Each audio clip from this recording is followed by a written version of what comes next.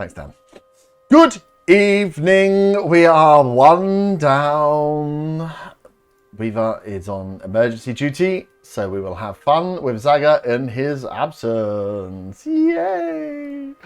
But we're back. Back in the safe bosom of Jenny the Hag, who is a friend, ? After last week, going on a little mission, being dragged into, or no, actually, Zaga was dragged into. You guys opted to go into a weird little dimensional space where Skaldaris, the dragon spirit that has been kind of haunting Zaga, given him additional powers and trying just to take him on a journey to be a better dragon. They had a confrontation. He tried to take hold and control of Zaga, give him more power if he could only submit to Skaldaris' control.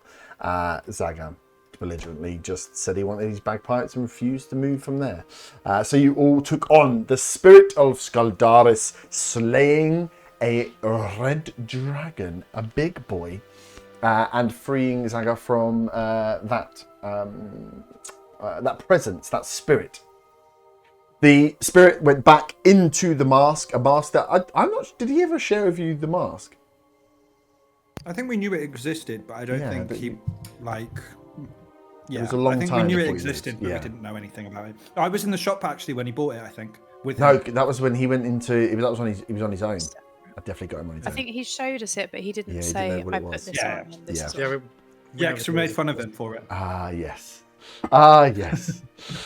So yeah, the dragon spirit returned back to the mask, and on you all returning back to Jenny, she had the bagpipes, aka Linda, waiting to trade with Zaga. The plan from here, now you have come to Jenny. She has been asking you what your plans are. Where you go from here, what the plans are to take on to Death Bloom, and obviously you have some questions and a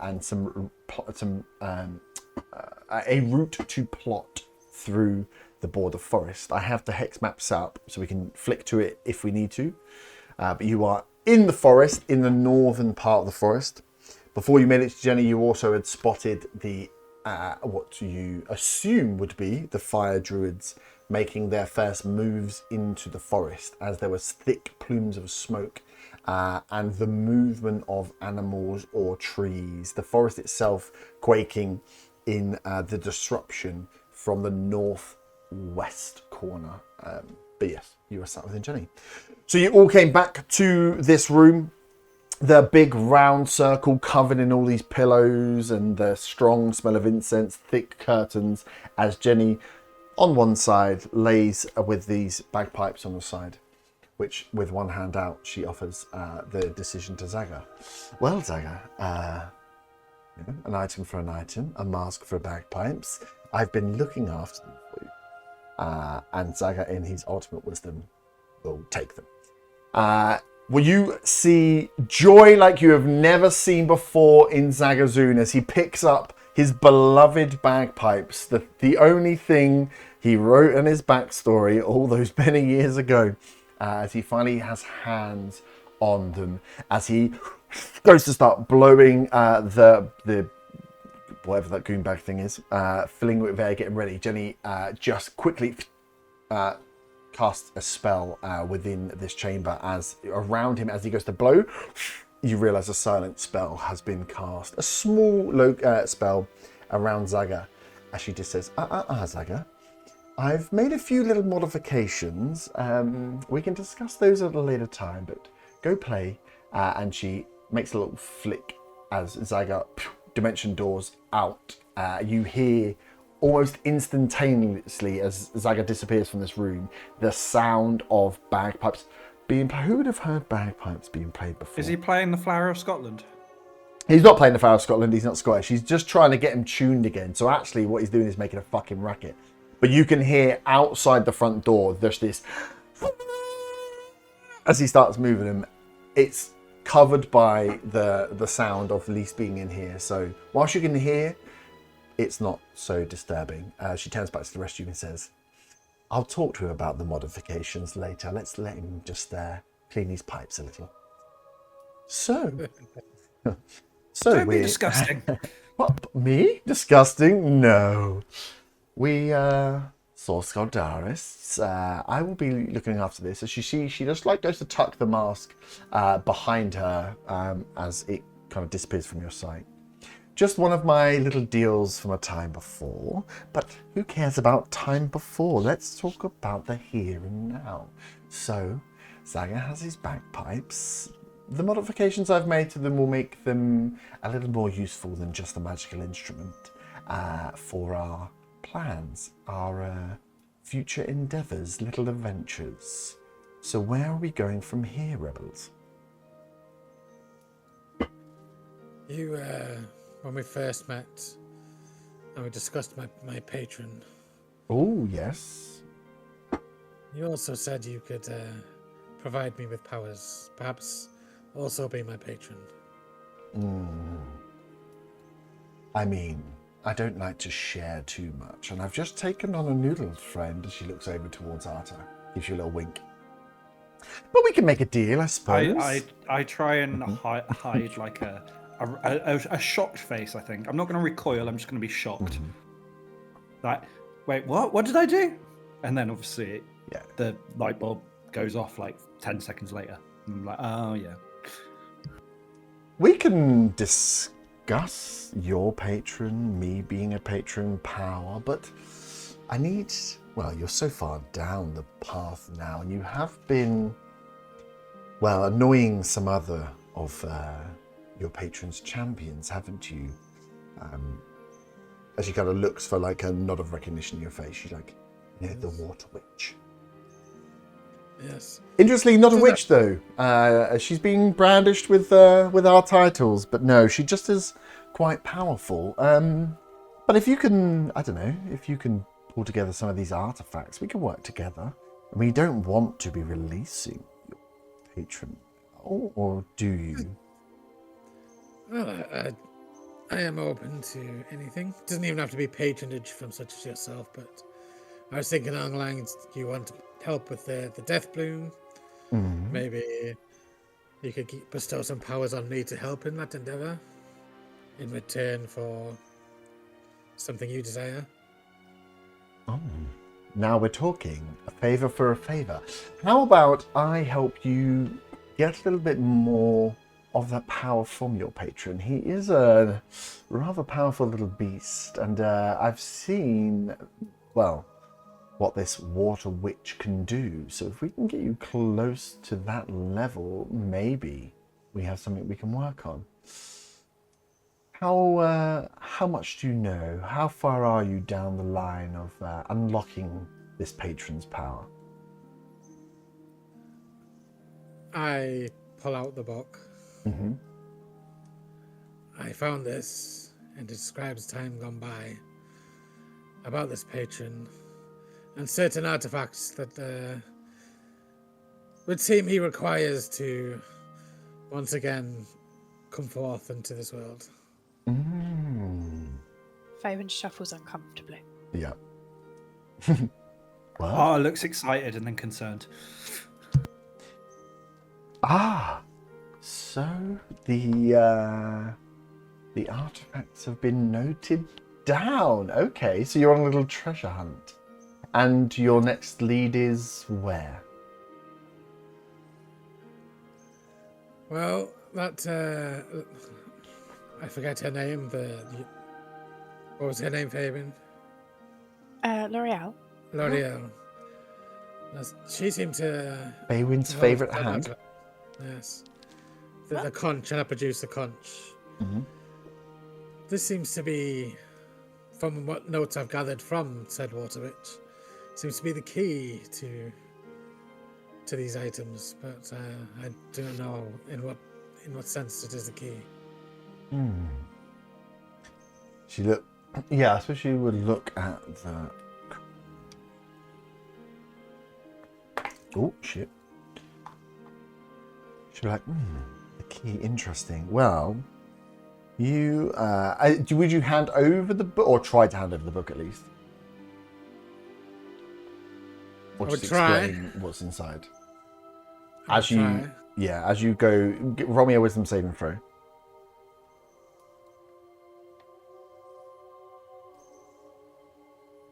Oh, that's not good.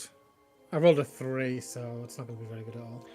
3. You, she kind of holds her hand out for the book, and you, as you have it out, you put it straight back in your pocket. You don't even, you can't even try to like move it towards her, and she's like, interesting. So he even has hold of the book.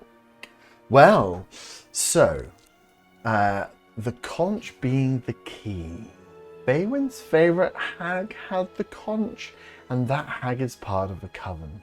Maybe follow the trace of the coven, you follow the trace of the conch.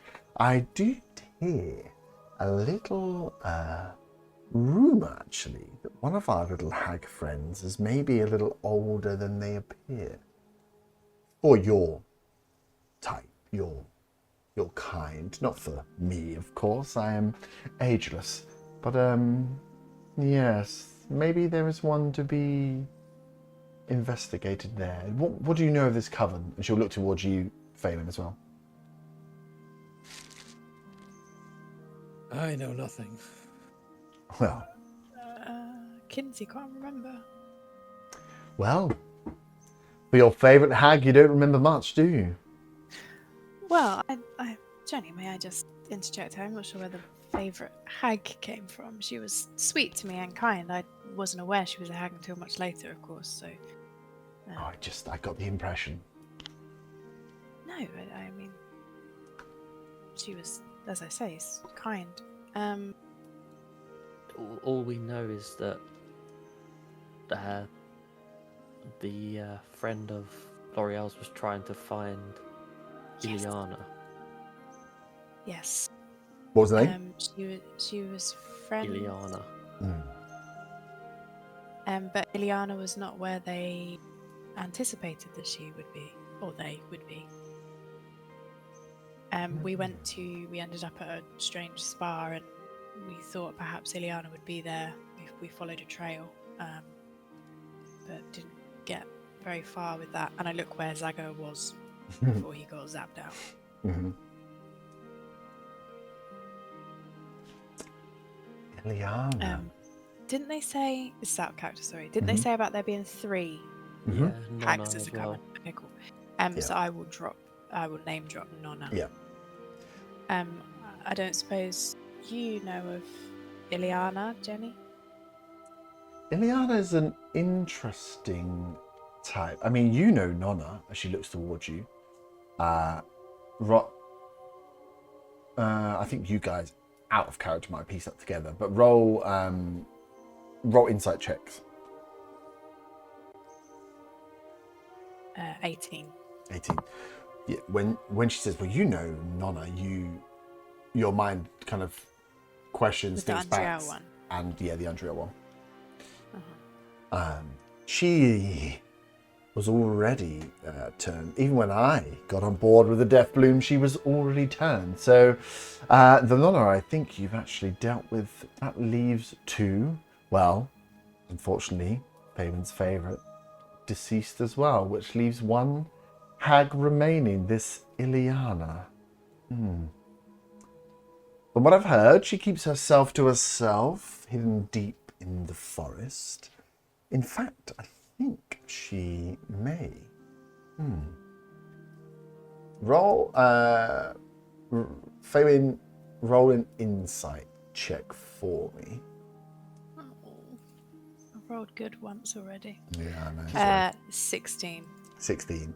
You can see as she is pondering, she is like looking up and away and then looks at you, and there's just a slight, tiny little like wry smile that comes to her face. She's like, but where she is, I don't know exactly, but well, I would say find this Ileana. She is the missing piece. God. Ileana. Do you know of Ileana yourself? I know you aren't really with the coven, but are you I know aware of many things. And you've met Ileana before? Do you know what she looks like? Well, there's a lot of questions, Faywin. You should have maybe asked your favourite hag for these. This isn't I am really... Jenny, and I grin. Slight smirk, being a bit of a dickhead, but... Roll a deception check. Your favourite? Jesus. 10. She looks at you and says, Now, Faywin, there's no need for sarcasm, is there? I trade in favours and secrets and knowledge, and it seems like this Ileana, whilst of no concern to me, seems little important to you, so what's it worth?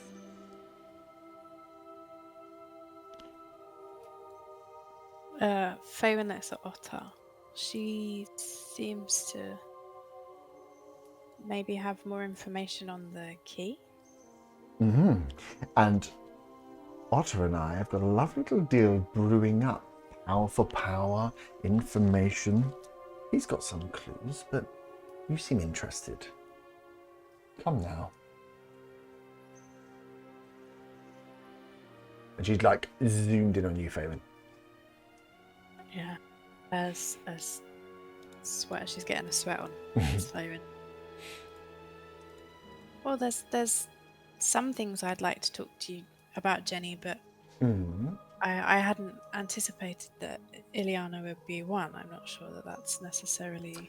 Well, let's put a little pin on that. Let's car park that for now, and we'll come back. Just think about it. I get so bored. I'm so tied. My hands are tied now with the Death Bloom.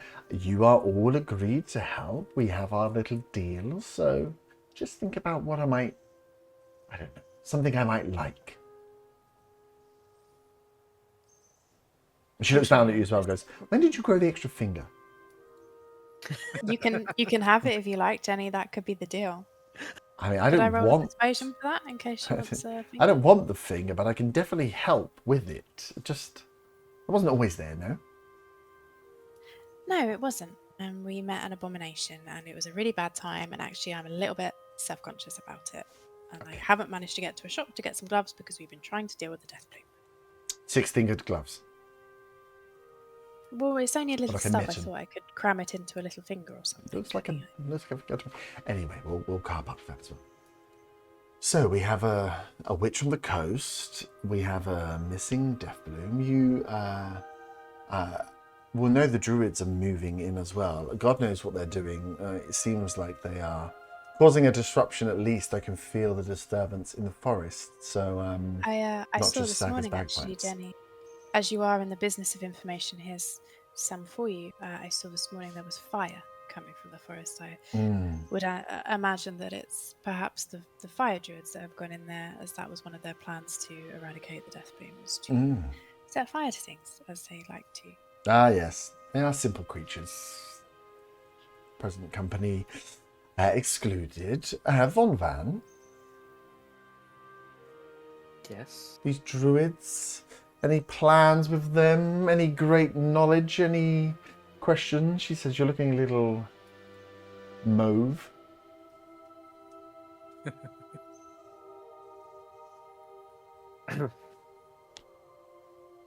I'll try and shrug it off to start with and pull out the letter. Saying that, I respond, what's mauve? The colour of his skin. Are you saying move wrong? No. Because he's not been Yes, moving. Arthur. Yes, that's what it is, Arthur. Oh, we've got so much to work on, Arthur. Okay. When we was down with my parents, Jenny, we found this letter that was, well, I can only assume the creature was similar to what we saw many moons ago in Redvant. We've had a bit of trouble trying to decipher parts of this, and I'm wondering whether you may well have some knowledge that could help us with this. You hand over the letter. Yes. Ooh, a little mystery. She will. I think what she would actually know on the letter.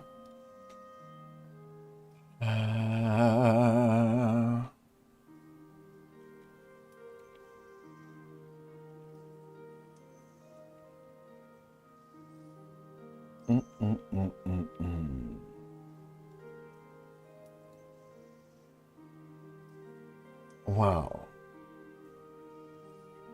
Somebody is puppeting the strings. The Death Bloom has a master. Where? And you found this within the Underdark, within Neverlight Grove? Yes. Yes. And it was on... Who did you pull it from? Whose hands did you pry it from?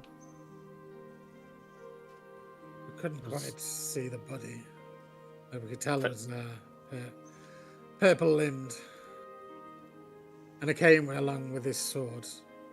And I show her the lightsaber. Mm-hmm. Ooh, that's a wonderful sun sword, though. Okay. That doesn't help much. As in... Purple in coloration like an astral being or like a humanoid from the Underdark? It was hard to tell. You got a closer look, didn't you, Faywin? Yes. Yes. More,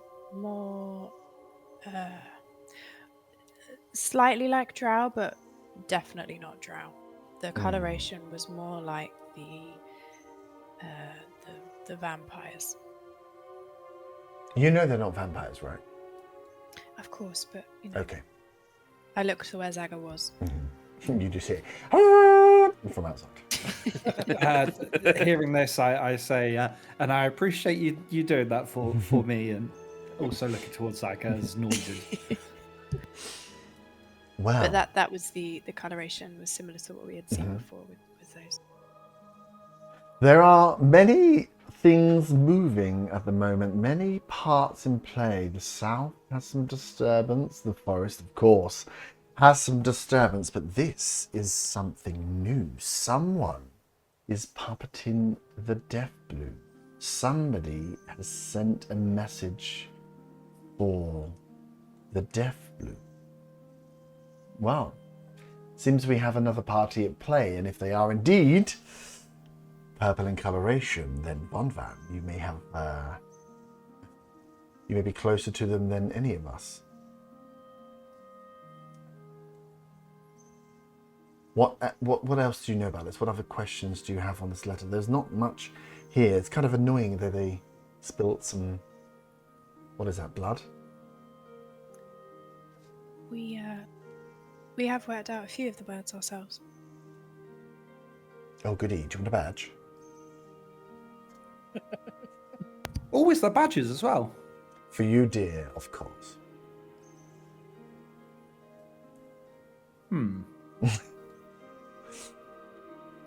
At this point, I would telepathically speak to Jenny and say, "Can we talk in private?" But make it look as if you want to talk to me in private. She will, out loud, say back, "Of course we can talk in private, Von Van, if that's what you want." Faywin whips her head round. Oops! Looking very sheepish. Was I not supposed to say that? I get so confused. Telepathically to Von, in Elvish, noted.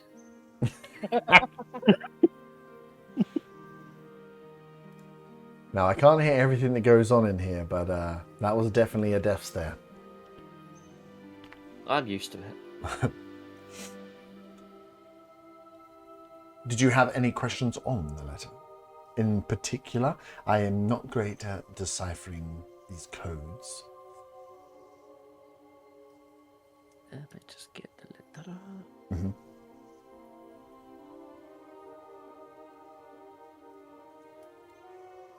I can share what we have worked out if that helps. Wait, it's whether you have specific questions. She's not going to uncover the missing words, but if you have questions about some of the words or some of the things that might be in there. Like the context. I will ask her about. So they mention agent betraying its kind, offered as a gift to the forest. I mean, you know a lot of the goings on in the forest. Have you heard word of any one being offered as a gift?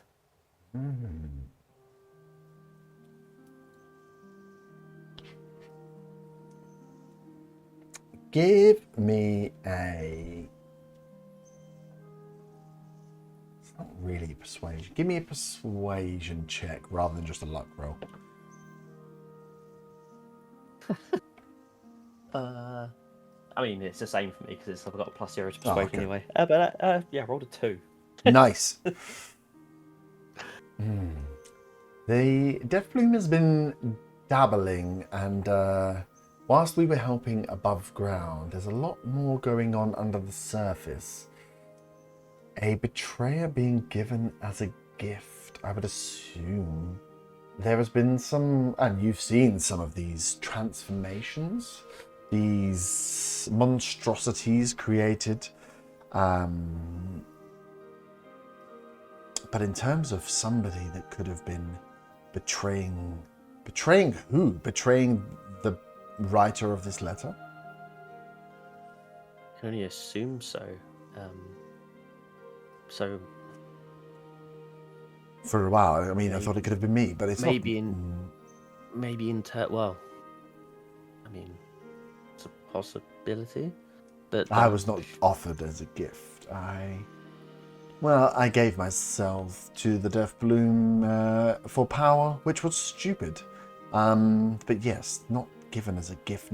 This sounds like a prisoner. This sounds like an actual offering. It's not Andriel, is it, Jenny? Andriel? Oh. Given as a gift? She looks at you and smiles. Give me another insight check. God, I hate her so much. 12. 12. She says, maybe, but you feel like she's lying. Okay. Given as a gift doesn't sound like someone has walked in accidentally or made a deal. Sounds like someone was captured and handed over. Whether that be dead or alive, who knows? But the Deathbloom and what he's been working on with these powers he has, these increasing powers, is quite horrible. Did you tell her about the thing you fought in Myconic Cave? Just with Bo? I can't remember whether we did or not. I think we mentioned that one of the Myconians had turned, but we didn't talk about the abomination thing. Yeah. We didn't tell her that. I think we should get more from her if we're going to be telling her this stuff. Okay. She's a brat. Wow. She didn't hear that because it was out of character, and in I just character, rolled a 16, she heard that. That's how it works. Yeah, but no, nothing. I mean, I don't have... let's say the Deathbloom doesn't really keep me in the loop. I was useful for a time, but my... yes, I'm trying to distance myself as much as possible. The Deathbloom is getting stronger. There is an additional power being drawn by the Deathbloom, and clearly knowing there's another puppet master, I'm sure that they're helping in this growth. But yes, the Deathbloom, it would appear, is not a single entity, shall we say, working on his own, under his own volition. Is being steered in some way, and if there is a gift that has been given to the forest, it has been given to the Deathbloom, and therefore it's maybe something to run into. Who knows? Well, I mean, from the sounds of it, whatever it was at least doing its best to fight this. It talks about its past life. A traitor. Individualism.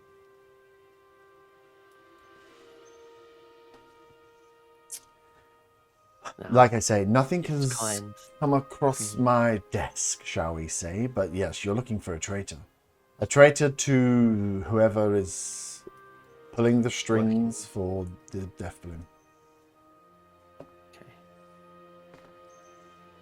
And if the gift has already been given, it's, again, a prisoner, a handing over of someone, a handing over of some sort of, yes, person, power, body, could be anything. And Jenny, just a quick question. You may have told us this before, and so it's out of character if you did. When you made the deal with the Death Bloom, I know you can't talk of deals, but is there a chance that the Death Bloom could call on you for a favour as we, looking after, yes. have called on you? And if their favour is to destroy us, for example? Well, I mean, I can delay as much as possible. I am quite sneaky. But like I say, as time goes on, the Death Bloom seems to be gaining powers from elsewhere. He has less need for us, Fey, powerful creatures that understand and roam these forests. I think he believes the forest is already his, and to all intensive cases, that's true. It's moving on from here now, and our purview is a little less useful once you start digging underground and pumping gases and fog to the north.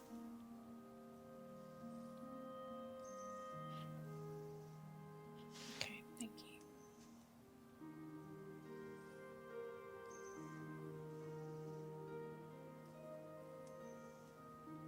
Good. So yes, I mean, if you could clear some of these spots up, then we could probably understand a little more, but nothing that I understand. But yes, interesting to know Death Bloom has a daddy pulling the strings. Or a mummy. Or a mummy, true. That felt wrong to say those words. I didn't like that. I think you know why you said it. Please, everyone in the room, forget I said those words ever.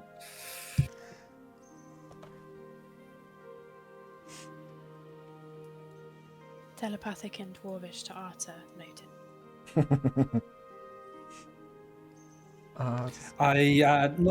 Not even occurring to me that it was said in my head. Give her a big thumbs up. I meant noted that I won't forget that, but Arthur doesn't know. So we have the pirate looking for clues for the conch. This third and missing hag. Not really a hag. We have. What do you mean, not really a hag, Jenny? Well, Because she's not part of the really coven. a hag. There's some people that She's not part of. she can be in a coven. Anyone can say they're in a coven. To be truly a hag is a different beast altogether. There are levels of hag. There are levels of So witch, she was and lower there's no than you, in notoriety. your opinion, Jenny. Of course she's lower than me, in my opinion. And my opinion is all that matters in this forest. She is not interested in the ways of the people here like we all are. Every hag has their own flavour, their own interests, their own ambition, their own thing they like to chase. This... Like hobbies, or? Elia, no. Well, in a way, I suppose. I like to have friends. I like to make secrets and have deals. Others like to chase happiness. Other, death and despair. This Ileana keeps herself to herself, hidden away in the forest, sat on whatever secret she has. Calls herself a hag to keep people away. Not a real hag. Maybe powerful, but not a real hag. Do you think these astral beings could be the ones controlling the Death Bloom? Well, I mean, you ran into one. Have we seen any more of these beasts, these things you slayed in Redvant? There's one that could possibly have been one. It was hard to tell. Could have been one, or could have been a drow, from what I understand. I mean, if these astral beings are more populous, They were certainly trying to make more. yes, they do seem to be hive-type creatures. So if there is one, there is many. But the one you encountered didn't have any was a lone ranger. I mean, we didn't see any of his kind, but yes, I don't. It might have been like a scouting sure. trip or something. Is that something the Deathbloom would do? Well, the Deathbloom, no, but these astral beings potentially scouting for forward positions. I mean, the other option is that is indeed your traitor. If he's alone, which means there are more, which means there are greater plans in place. The Deathbloom is just one piece in a puzzle. That would be scary. Nobody wants to live in a world where that's going to happen, do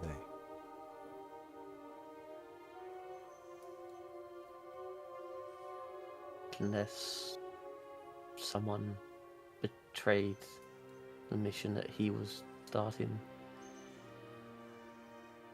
Ifs, buts, and maybes. We have a Deathbloom to slay either way, and I think slaying the Deathbloom will get us closer to whatever this mystery is, so... Jenny, do you... I'm trying not to say something that I think I might have figured it outside. Do you often use being Fae? Do you often use portals? I tend to stay here in the material plane. But I have been known to jump occasionally. I hear the portals are in a little bit of trouble recently. Mm-hmm. Something you are interested in? Well, no, it's more that I've read about Deathbloom. Obviously, we've tried to research it. It hasn't really amounted to much about... and it was just that one of the theories was perhaps that the Deathbloom was infiltrating the Feywild through such portals, and perhaps that was how it could move so quickly. Potentially drawing power from the Feywild as well. It's definitely caused some sickness this side of the material plane. There are Fey portals dotted about the forest. If you can find and cleanse them, that would be wonderful. Maybe that's something we could discuss. That would be useful to me. Put that in your book. Could it be the other way? Could it be something from the Fae coming this way through portals? I mean, potentially. The Fae creatures are chaotic, but not normally to the extent that we would destroy what we are here to play with. We feed off. There's a give and take. Any of the Fae creatures that come through, and there are a fair few Fae creatures that live amongst the forest, but we live from the magic here. She's like, you just... As she looks around, she kind of just scans all your faces. None of you have been to the Fae, so... Well, the Fae, let me tell you a little history lesson. Or sit down, get comfy. So the border forest, created by the Druids, was pulled together, this unnatural forest, by using all the magic the Druids had to create a border between the north and the south for their petty little walls. But to pull that much magic, to create that much forest, you have to drag the magic from somewhere. And what these silly little Druids did was draw that magic from the Feywild. They drew through the portals that existed and used their current powers, the powers that they had, maybe some bargains with a few fairies along the way, to create a lush forest that grew within years. Something that should have taken hundreds of years popped up almost instantaneously. this magic draw has left the Feywild on the opposite side a little barren. Feywild is the flip of a coin, the opposite side, the daytime to the nighttime. Where there is forest in the material plane, there is desert in the Feywild, and vice versa. Where there are cities in the material plane, there are lush forests in the Feywild. Everything is in equal balance. So any Fey creatures that are passing their way into the forest have travelled through a desolate part of the Feywild to get here. It's why those of us that prefer this land spend more time here. But if you can get through Fey portals, it's easy to travel. Less wood to pass by if you do make your way into the Feywild, which I recommend everybody does at least once. Could it be a Fey creature that doesn't like this sort of balance? Who would rather have the forest on that side, on the Fey side, rather than this side? Potentially. But to go on the offensive that it has now is interesting. This letter you have indicates that someone is puppeting someone.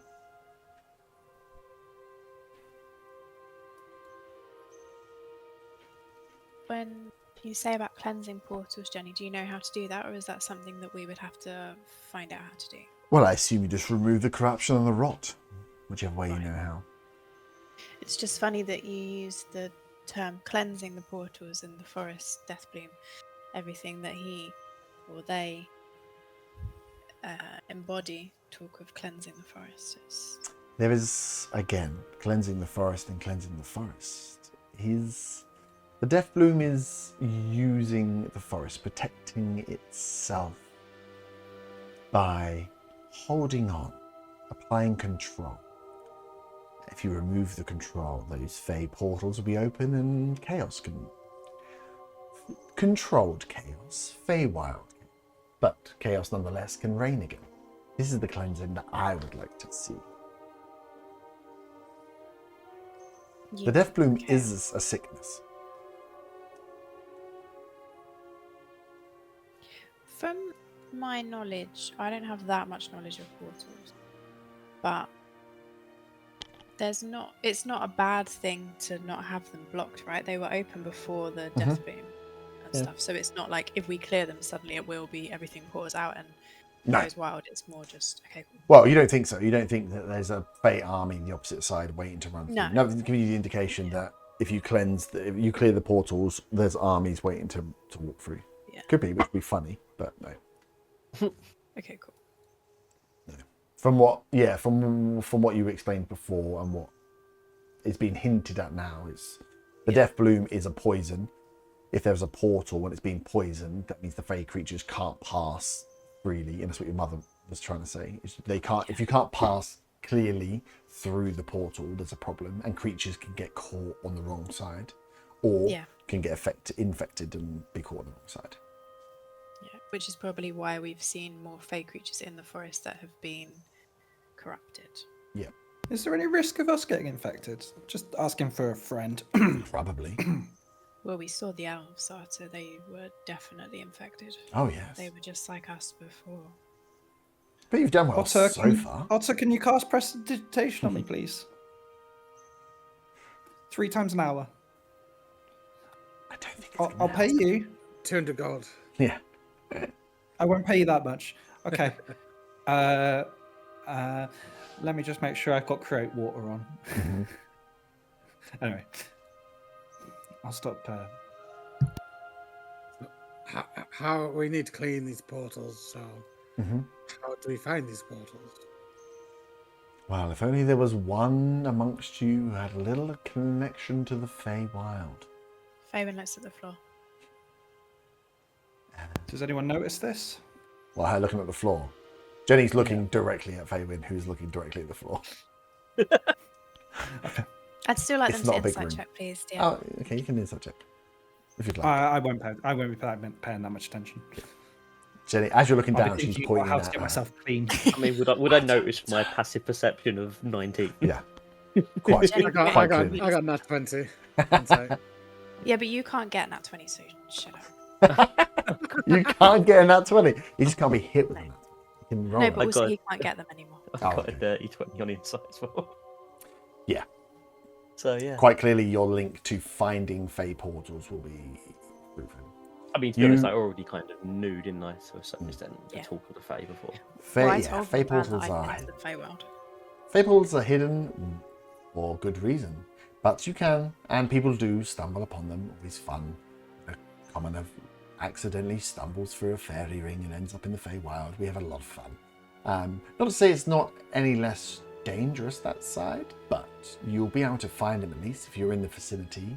I'm sure there's something that Feywild has that can help with that. The name makes sense now. Faye win.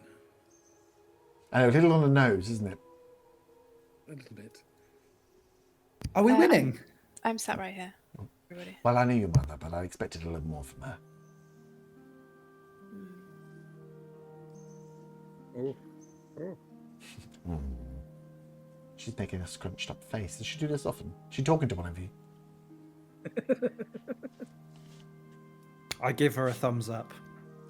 A Faywin thumbs up. Oh. To imply nod that slightly. she's talking to me in the head. I nod slightly at Arthur because I appreciate him trying. So, Von Van wants a little secret chat. Is there anything else we can help on your direction of travel? Any other questions? I feel like there's something burning inside Faye and she just wants to ask. I nod, but without opening my mouth. Another private chat, or are you happy for everyone to be here? You nod without opening your mouth. Yeah, like I don't say anything. It's more like tight-lipped, exactly like that. Well, spit it out. We haven't got all day. I mean, I have all day, but I'd quite like you to get on the road at some point. Yeah, I would like to speak to you, Jenny. I won't bother the others with it. It's not necessarily Deathbloom related. It's just more information that I like. Well, this is the interesting thing. Maybe everything's Deathbloom related. Maybe it is, and if it is, then I will share it with the group. Ah, okay. And also, I will share it with everybody, but We will hear it anyway. in character, she's not going to want to talk about her mum in front of people that have been to her house that are very clumsy in their words. Cool. We have a little round of private chats, more drinks for everybody. As you look, the little pot that was boiling with tea restarts boiling again, and it's been refilled. For those of you that are staying, she's like, I'll go and get comfy back in the little deal-making room. Come in one at a time whenever you're ready, and Arta, make sure you come last. Giggity. I'll go and find Saga. Yeah, okay. You got something like dead. What? That was the surprise on the bagpipes. I steal the pipes. They turn into your real lungs, and when you stop playing them, you can't breathe. When you go out, you would see that Zaga is playing a bit and looking frustrated as you are finding that he is working out that the bagpipes have been tinkered with somewhat, and then he is like just accidentally casting spells out as he is starting to attune to this magical set of bagpipes. So whilst it sounds terrible, he also can't control it at the moment, and there's this like magical energy firing off. I enjoy the show. Yeah, you can sit down. Very, very peaceful in this little like hallucinatory terrain that Jenny has created. As she goes back to the room and waits. So who would like to go first? I will go last at the behest of Jenny. I will go first then. Cool. As you walk in, she's sat exactly the same way as comfy she was before on the little beanbag cushions. She's like, my little astral friend. So, what was so juicy that nobody else could understand? Or understand, or could hear?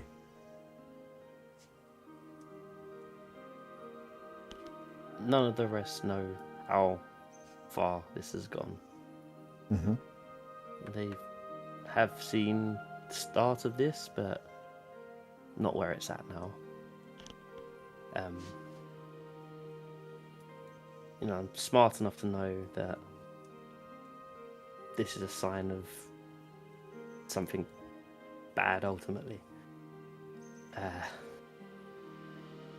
And we both know that we need as many of us around as possible to stop this evil infecting the forest.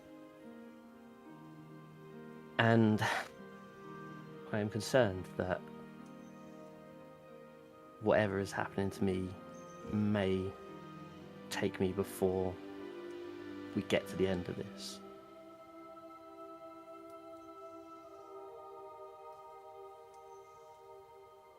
Is there anything that you can do to help slow down the process? Just stave it off? I know that this, what I'm asking will mean that I am even more indebted to you than I am at the moment. But I feel like this is a chance I have to take, because I failed before in saving part of the forest where I lived, and I can't fail again. I need to be able to be around to help finish this. Well, you are running with a lot of power. She holds her hand out to, as you like show your arm to like take and feel your arm. She's like, have you felt any downsides? This infection has spread. Have you felt any negatives to the powers you've been given? Any connections anywhere? You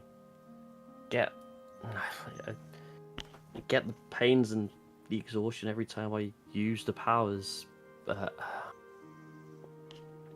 I haven't really felt anything properly trying to take control, except for when I try communicating with the tadpole itself. Well, but I fear that, this is steps on a bad path. We can agree on that. Obviously, it steps on a bad path, but there's no pain without, no pleasure without pain. You clearly, and I don't say this lightly, Van must be stronger than you look, because if you've had no negative effects thus far, but you are gaining powers exponentially, then the parasite that must have infected you is either lame or was unable to fully transmit whatever it was. You mentioned a tadpole. We'll show the tadpole to Jenny. Nice. She will. She sits. You see her just as she like looks, takes, even with you still holding it, will take the bottom and have a look at this thing, and it's again looks mundane. You see, she gives like the jar a little shock as it moves and starts swimming again, but not to the feverish swim it did when it was when you put the blood in there. As it moves around, she's like, well, it's still alive, but mundane. Have you been feeding it? I've been scared to feed it. Well, yeah, no, look at it. It's saw horrific. it like when got a taste of other blood. It Blood. suddenly came alive. Vampire. Now I kind of understand the link. Oh. Those stories, but vampires and stories of vampires. Do you know what? I once met a vampire, but it was many, many centuries ago.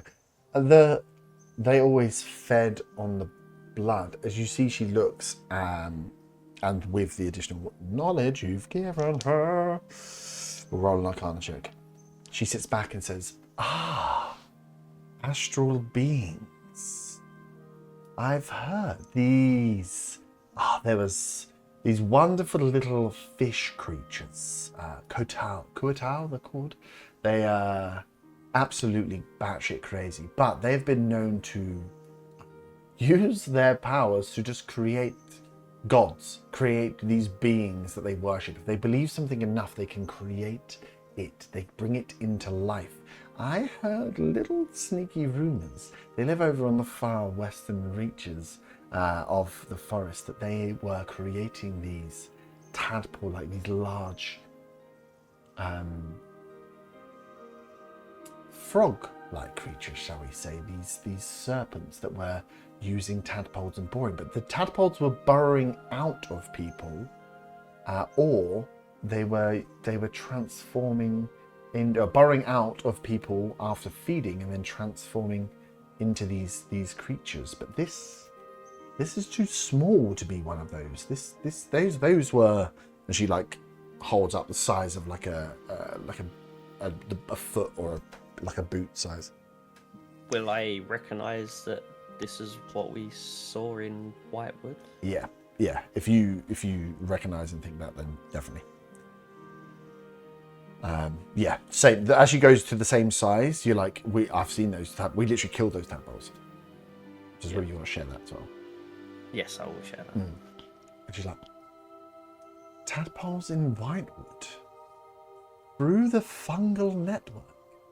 Well, you were good to kill them. Those things, so I hear, after gestation, turn into these frog beast things, these gnarly long claws. I'd love to get my hands on them. Now, they're astral beings, and if this is an astral being as well, this doesn't seem to be a transformation. You've kept this for longer. This should burrow, I'm assuming, inside, which means, and she stops for a second and says, there's not one inside of you now, is there? No, this one bit me as I was capturing it in the jar. Wow. There was a tank of these. Tank? When we killed that other astral being before. And what happened to this tank? As far as I know, it was destroyed. Good. That would be rather worrying. Well, there's a few things we can do. Are you willing to take a little risk?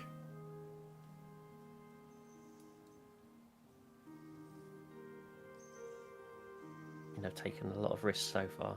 Exactly. What's one more? She's like, give me your hand. She's like, I'm going to just try and poke the beast a little inside and see what happens. Full disclosure, I don't know what will happen, but we'll find out together. She kind of looks at you for like a nod of agreement.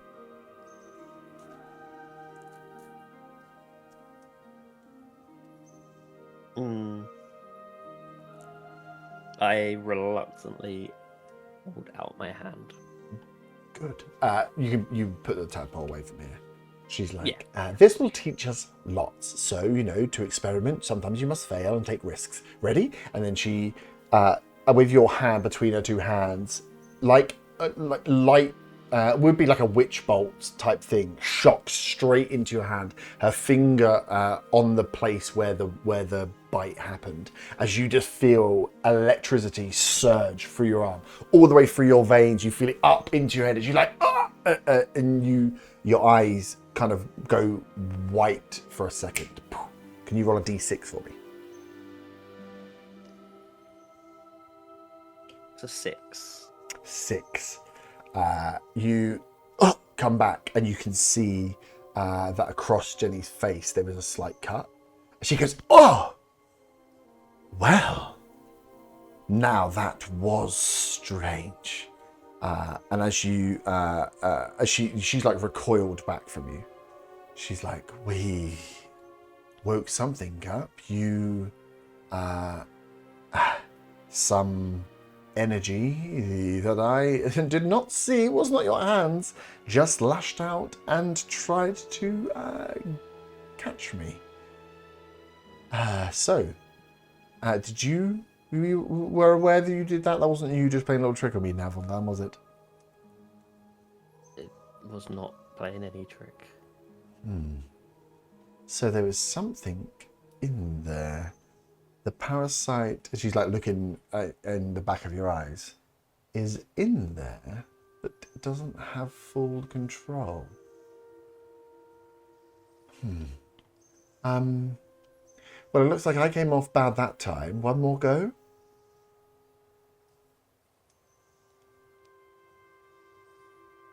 One more go. She holds her hand out.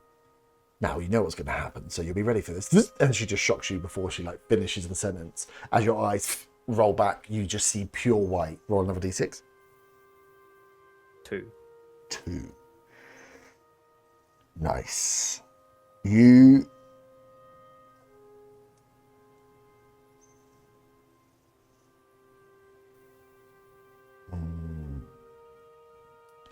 You in this white room. Imagine in this time you feel like you stay in there a little longer than last time. You are in like the Matrix loading room. That's the bright white that you see. This time, the first time you kind of blanked out and came back. This time, as you blank in, you realize you can see yourself. Like it's not just your eyes that are whited. You are in a space, and then firing out from your body. Just these clones, these like spectral images of yourself, just left and right, in this large circle that run around. The ones to the left and right of you are have like your spectral forms, the arch, the dragon, and they get further out. And then you start to notice the as they get round like the 4th or 5th that you have like patchy hair, and then like 6 and 7 that you're both of your arms are starting to turn purple. 8 and 9, your ears have slotted back, your eyes are black, you've got the slits. And then directly as these fire around, staring back at you is what looks like Zarkul, is a mind flayer. And as you kind of double take, blink, as you realize that this is just this, you just slowly on this transformation, as you blink, you come back.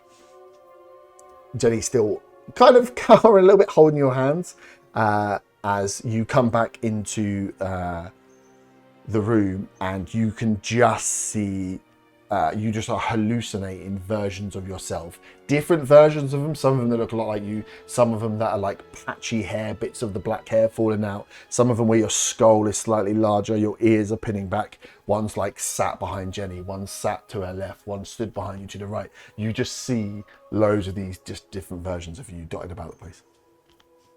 She's like, well, you didn't hit me this time.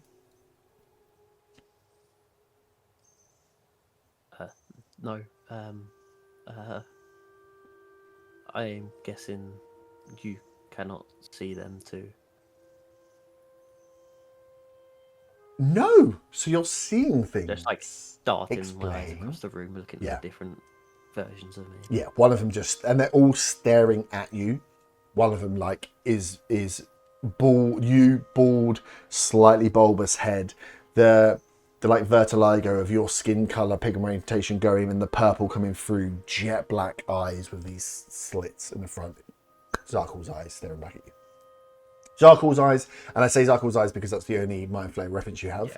You can definitely see this is you on a transformation.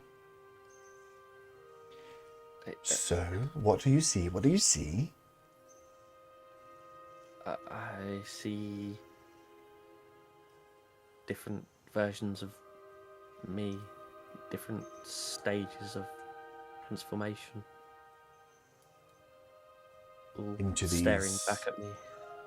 Transformation into one of these astral beings. Yes. Well, she kind of lets go of your hand. We have a little problem then, don't we, Von Van? Well, good to know that the parasite is alive, can be poked. Is that good to know? Well, it's more than we knew before. there is some information I must gather. Let me take this away. Let me work on what might be happening here. I must admit, and even I am fallible in certain areas, astral beings aren't really my forte. Not many been hanging around the material plane here for, well, whilst I've been around. So let me see what I can find. Let me put my little birdies out, get my feelers out, maybe make some new deals, find some new friends. I'm sure we can find some way to help at least. Just do me a favor. If you're going to use the powers, be careful. And if anything bad does happen, let me know what it is. I have used them sparingly so far, and I will continue to if only use them if I feel the real need to. Yes, I would say at the fact that this, with a little jolt, was able to take control of your body and attack even me, and secondly causing you hallucinations, that maybe you have dodged the bullet thus far. You've been strong, but how strong will you continue to be? This isn't going to get any easier. So just, yes, be careful, but no risk without reward. No reward without risk, even. Thank you, Jenny. Like I say, keep me up to date. I'll try and find out what these astral beings are all about. And like I say, yeah, any negative side effects are going to help me in my studies. So let me know if it goes wrong. I will nod and then go to leave the room. Nice. As you stand up, like all these like doubles of yourself to follow you, for your eyes. Their eyes follow you as you stand up, as you walk through. They're not in the next room. I'm gonna walk into the next room with a kind of dazed look on my face, not really thinking of just what I've just seen, and just kind of just go and not look at anyone, just go and sit down. Yep. But yeah, Jenny's gonna. Oh, sorry. Jenny's gonna keep trying to find out. Astral. She is a very powerful, very knowledgeable hag about things that happen in this plane. But if these astral beings are new, then even her information is partial. But she can work on it. So as Von Van comes back. Okay?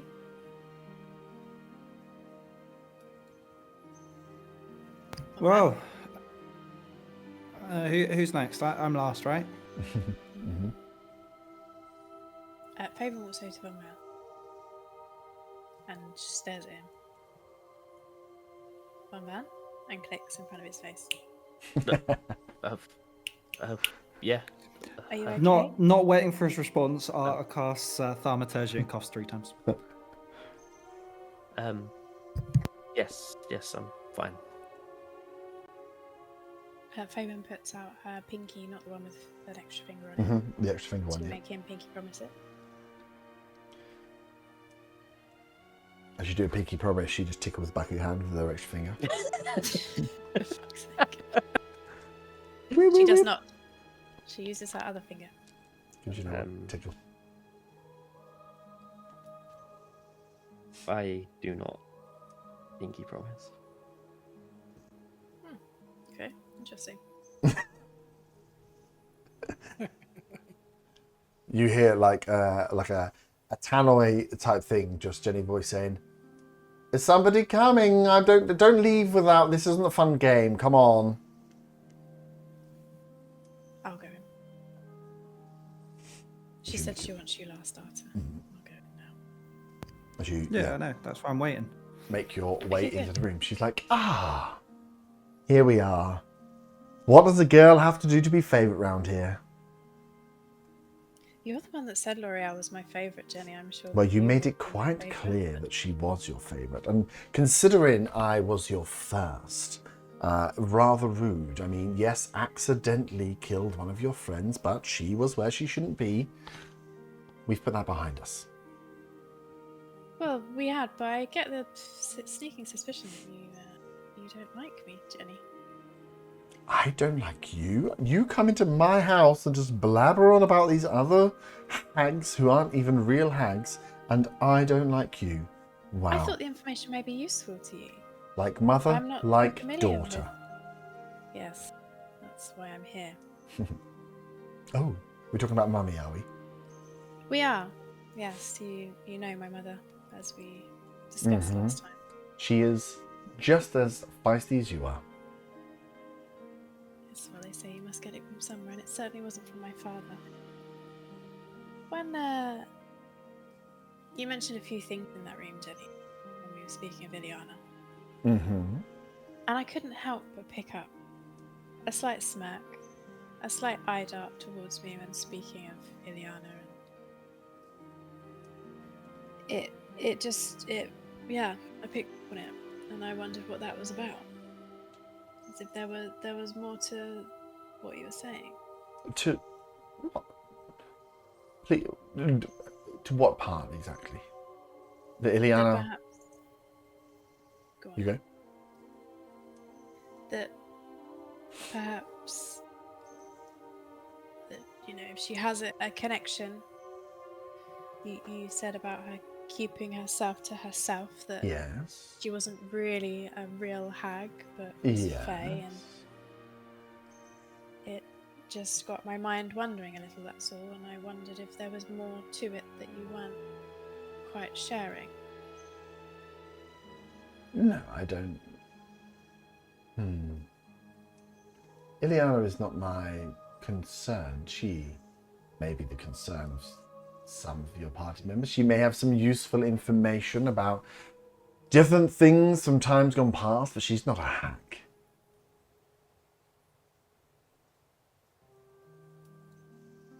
I thought we were here to talk about your mother. We are, and they're not doing the same, are they? Ileana and your mother? No. Oh, come on. You've met your mother, right? She's not an all-powerful being. I mean, a pain in the ass and a lovely lady overall, but her power levels are far below even your own, Faywin. You know of my power levels? Of course I know of your power. This is what I'm talking about. You come into my house, you underestimate me endlessly, talk about these hags that aren't hags. They're just old, nice ladies. And I'm not old. My mother isn't that old, so... Well, your mother's not, but your mother's not a hag. She is from the Feywild. She has some connection to Fey magic, which is why you have your Fey magic roots, but she never harnessed her powers. She wanted to settle down, make a family. She made her deals to give herself a nice settled life. And what deals were they? Oh, come now. You're going to catch me out with a simple question. Your mother's deals are for me and your mother. My mother didn't say much of them either. And good for her, because, then there'll be consequences. And as much as she's a pain, I quite like her. Okay.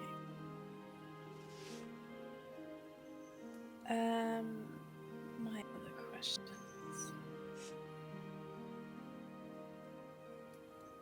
Can I, when she said about my mother not being a hag and stuff, is it possible to insight that? Yeah. Please. 17. Do you think she was about pretty her on the not line? being that powerful? Yeah. You feel like she was pretty on the line with it? Okay, fine. Interesting. That's not what I expected.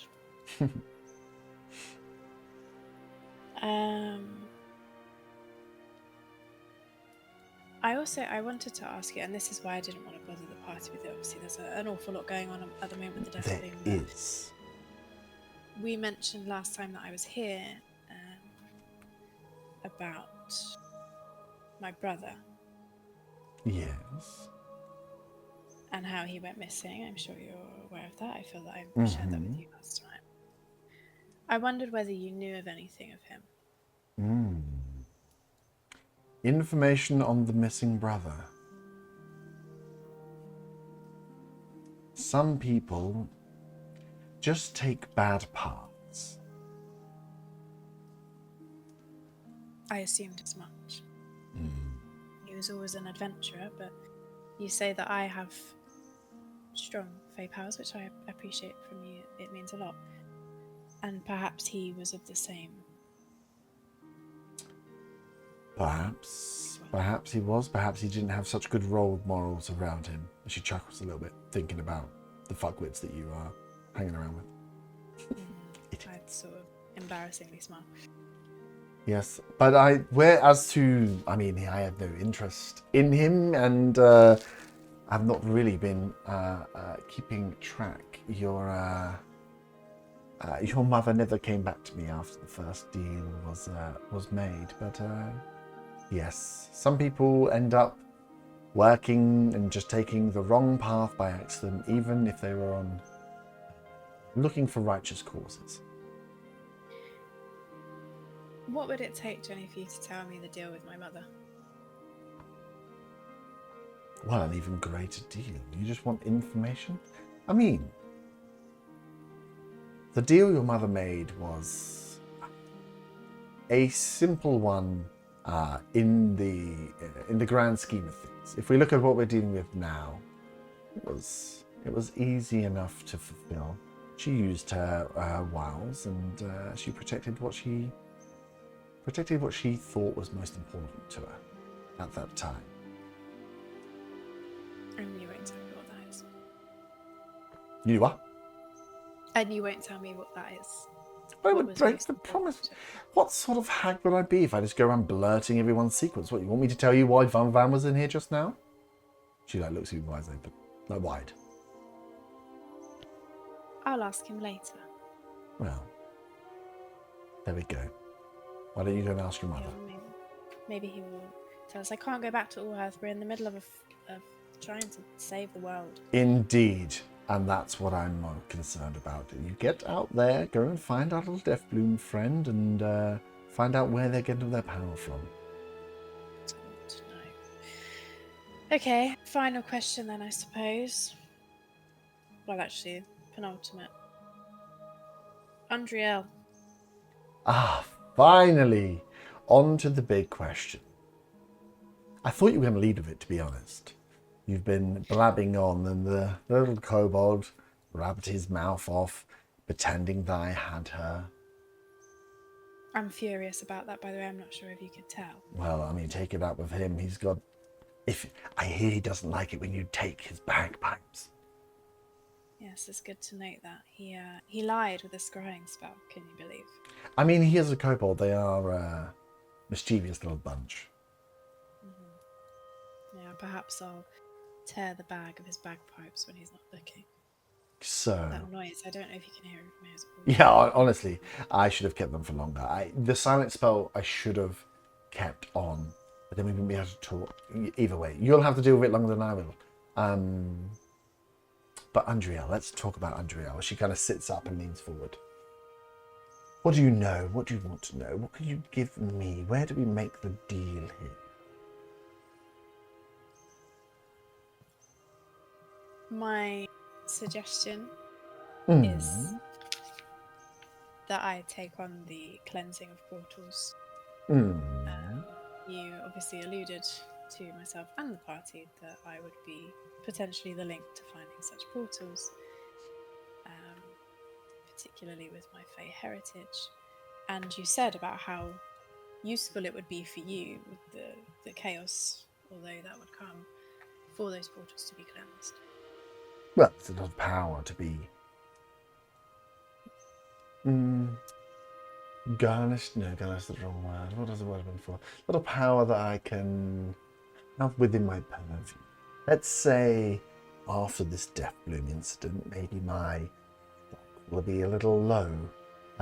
Need to boost them somehow, so you know. I've been tapped on a few portals, is always useful.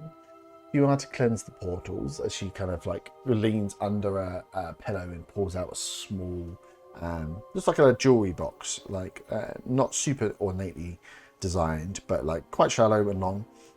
She opens up towards you and says, I have a little favor then. Each portal you clear, just drop one of these through. And you can see inside there, they almost look like pens, but there's no like nib on either end. They're just the same. They could also be like incredibly small spell scrolls maybe. But yeah, innately designed gold like lattice work around the outside, and the pens are this deep blue color, like a navy dark blue. But almost as she moves them, you can see a bit like, you know, like the nudie pens where you turn them up and down and they move. Not nudie pens, but there you can see the ink just moving within them, or there's some like potion within inside these tubes. You realize they're glass tubes with gold filament around the outside, and she lifts up and there's like there'll be 4 of these lined up in this case. I just need each portal, once cleared of its little corruption, just drop one of these in. That will give me tabs on it. Then, you know, it's a little bit more power for me. The portal will be free. People will be able to pass as they please, but, you know, there's a little kickback in there for me. And what are they? That's not part of the deal now, is it? You cleanse the portal, put these in. Each portal cleared is a little more information on your friend. Well, the deal that I recommended was that I would clear the portal. I didn't know that there would be putting these things in there. And I would rather know what they are as to not be damaging the Feywild or, you know. Oh, yes. Oh, what's that? I've got a message. Andriel's in danger. Have I ever seen something like this before? The little scroll things. Ooh, roll an Arcana check. 15. 15. Nothing that twigs in your mind. They look like there could be potions in there. It looks like that would be your best bet. That it's some kind of potion that's been like something that's been brewed there. This glass filament tube will smash and whatever is inside will come out. As to what it could be, into it, you don't know anything really about Fey portals other than they enable you to travel between planes. You know that whatever, if you're dropping one of these in, it is going to disperse into the portal and it's going to do something, but you don't know enough about portals to know how they could be tweaked, changed, amended, controlled, whatever else.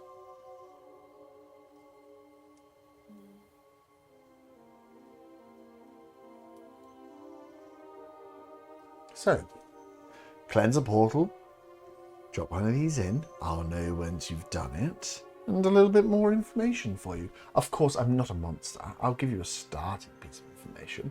I like to, you know, offer the branch, make my way towards being your favourite.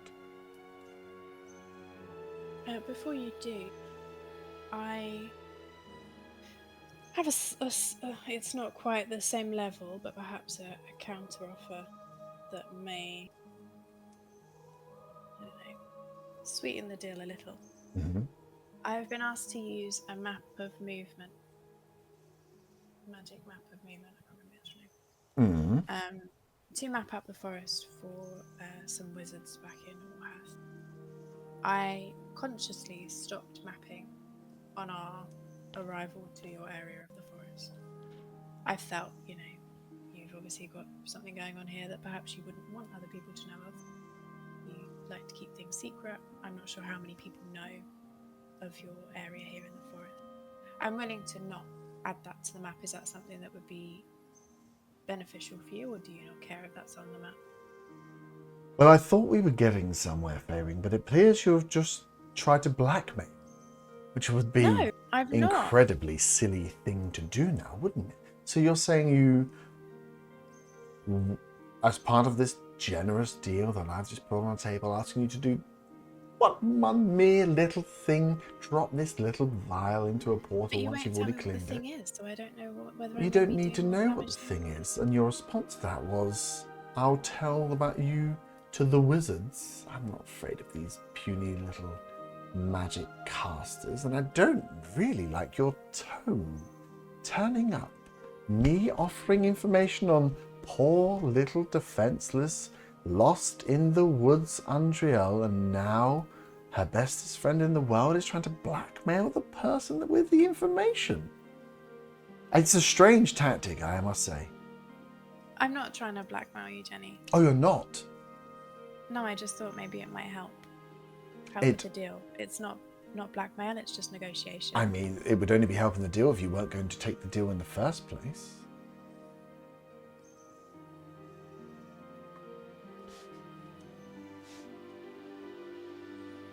As you see, she'd like to close the lid on that box. Oh, God.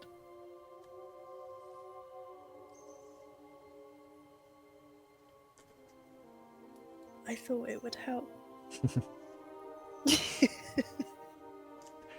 I forgot she's a whore.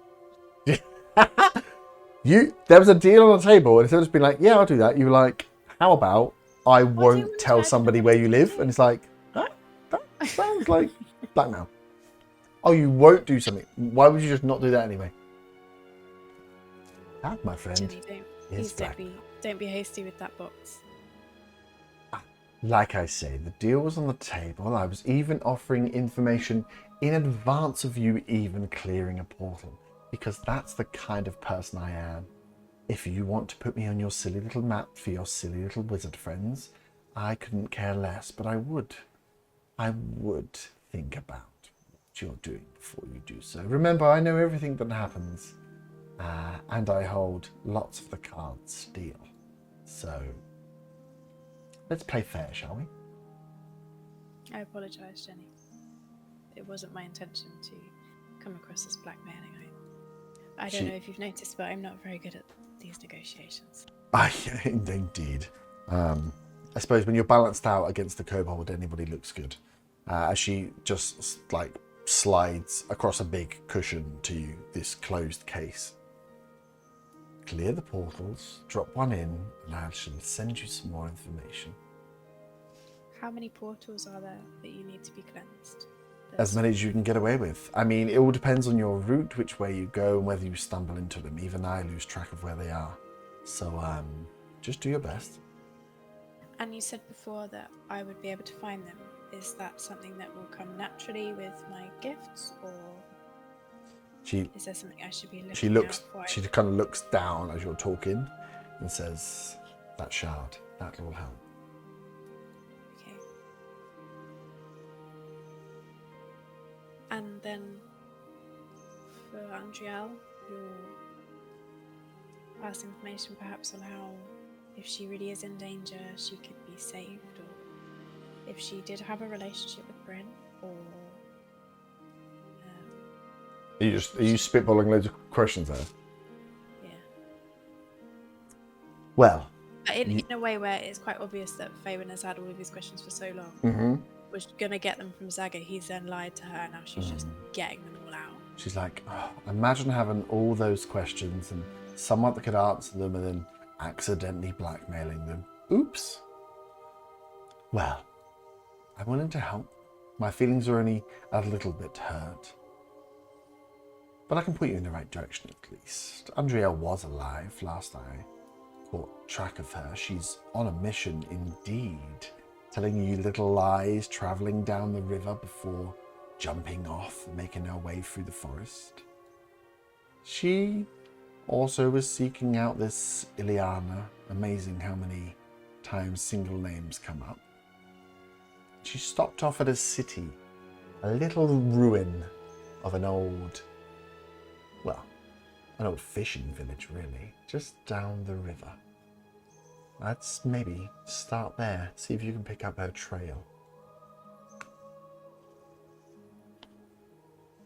A little fishing village on the river. Telling little lies, you say? Oh, of course. I mean, what did she say to you? She was going to go down to Lake Morgana. to the Lake Morgana, speak to the Druids. Not what she told me when I spoke to her, but I just wanted to see how it played out. But you met her when we first came to you, Jenny, right? After the whole Meadow fiasco. She asked for some information, and I gave her some information, which is maybe why I know she stopped off at a little fishing village on the way down from the river. She made a deal with you. Deals for information. We exchanged some information. She knows quite a lot about the Death Bloom, let me tell you that.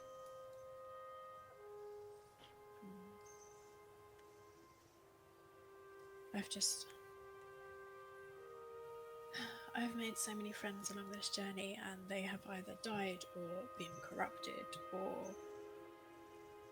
lied, and it's a lot. It's a lot. Making me actually a little glad that maybe I'm not your favourite. But I thought you wanted to become my favourite. But not if everyone's dying around you. Well, my group aren't. So Well, no, not yet, but, you know. Everybody's only a coin flip away. So Undriel lied. And there's no... I won't try and negotiate on this one, but in terms of Ileana, you've already given us all of the information that you have in terms of tracking her down, or is that something that we would need to discuss further? Well, I know she is... I know she is deep within the forest and has kept herself to herself, but she was a creature of civilization, so I'm sure she's not living rough in the woods, such a strong hag as her. Is she, what? Is she, an elf or a human?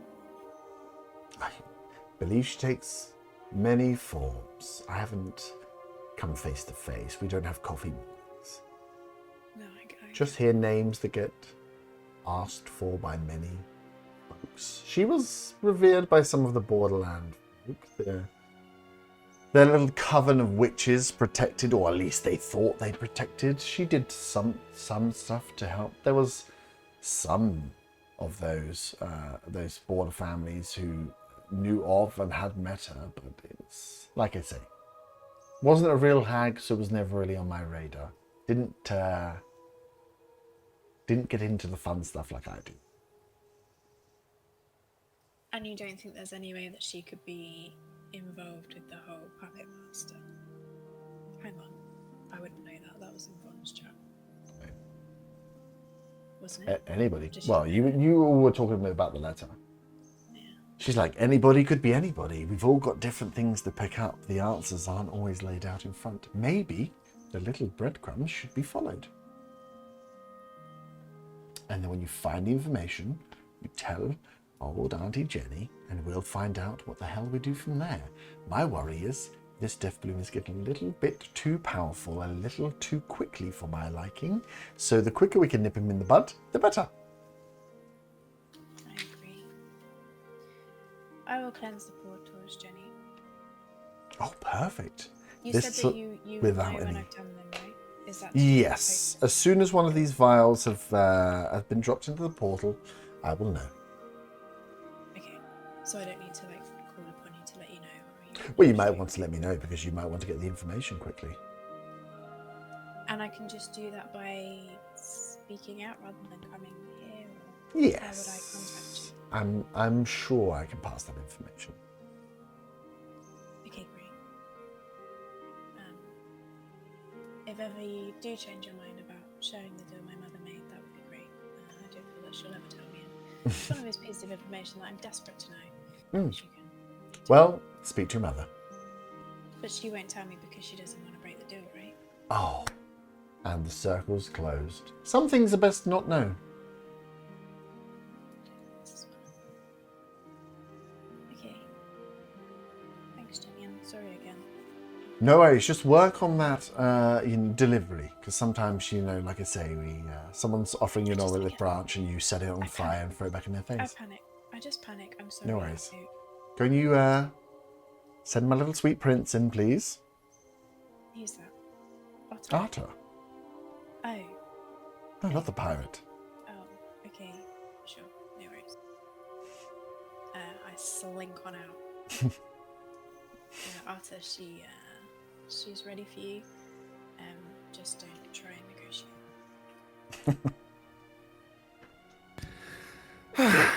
Well, that was a long way. I almost fell asleep. Oh, What am I negotiating about? I don't really want anything.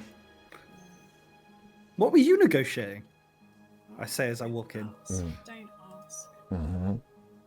I mean, I just did. Hello, Jenny. What can I do for you? Here he is. Oh, so good to see someone taking this so seriously.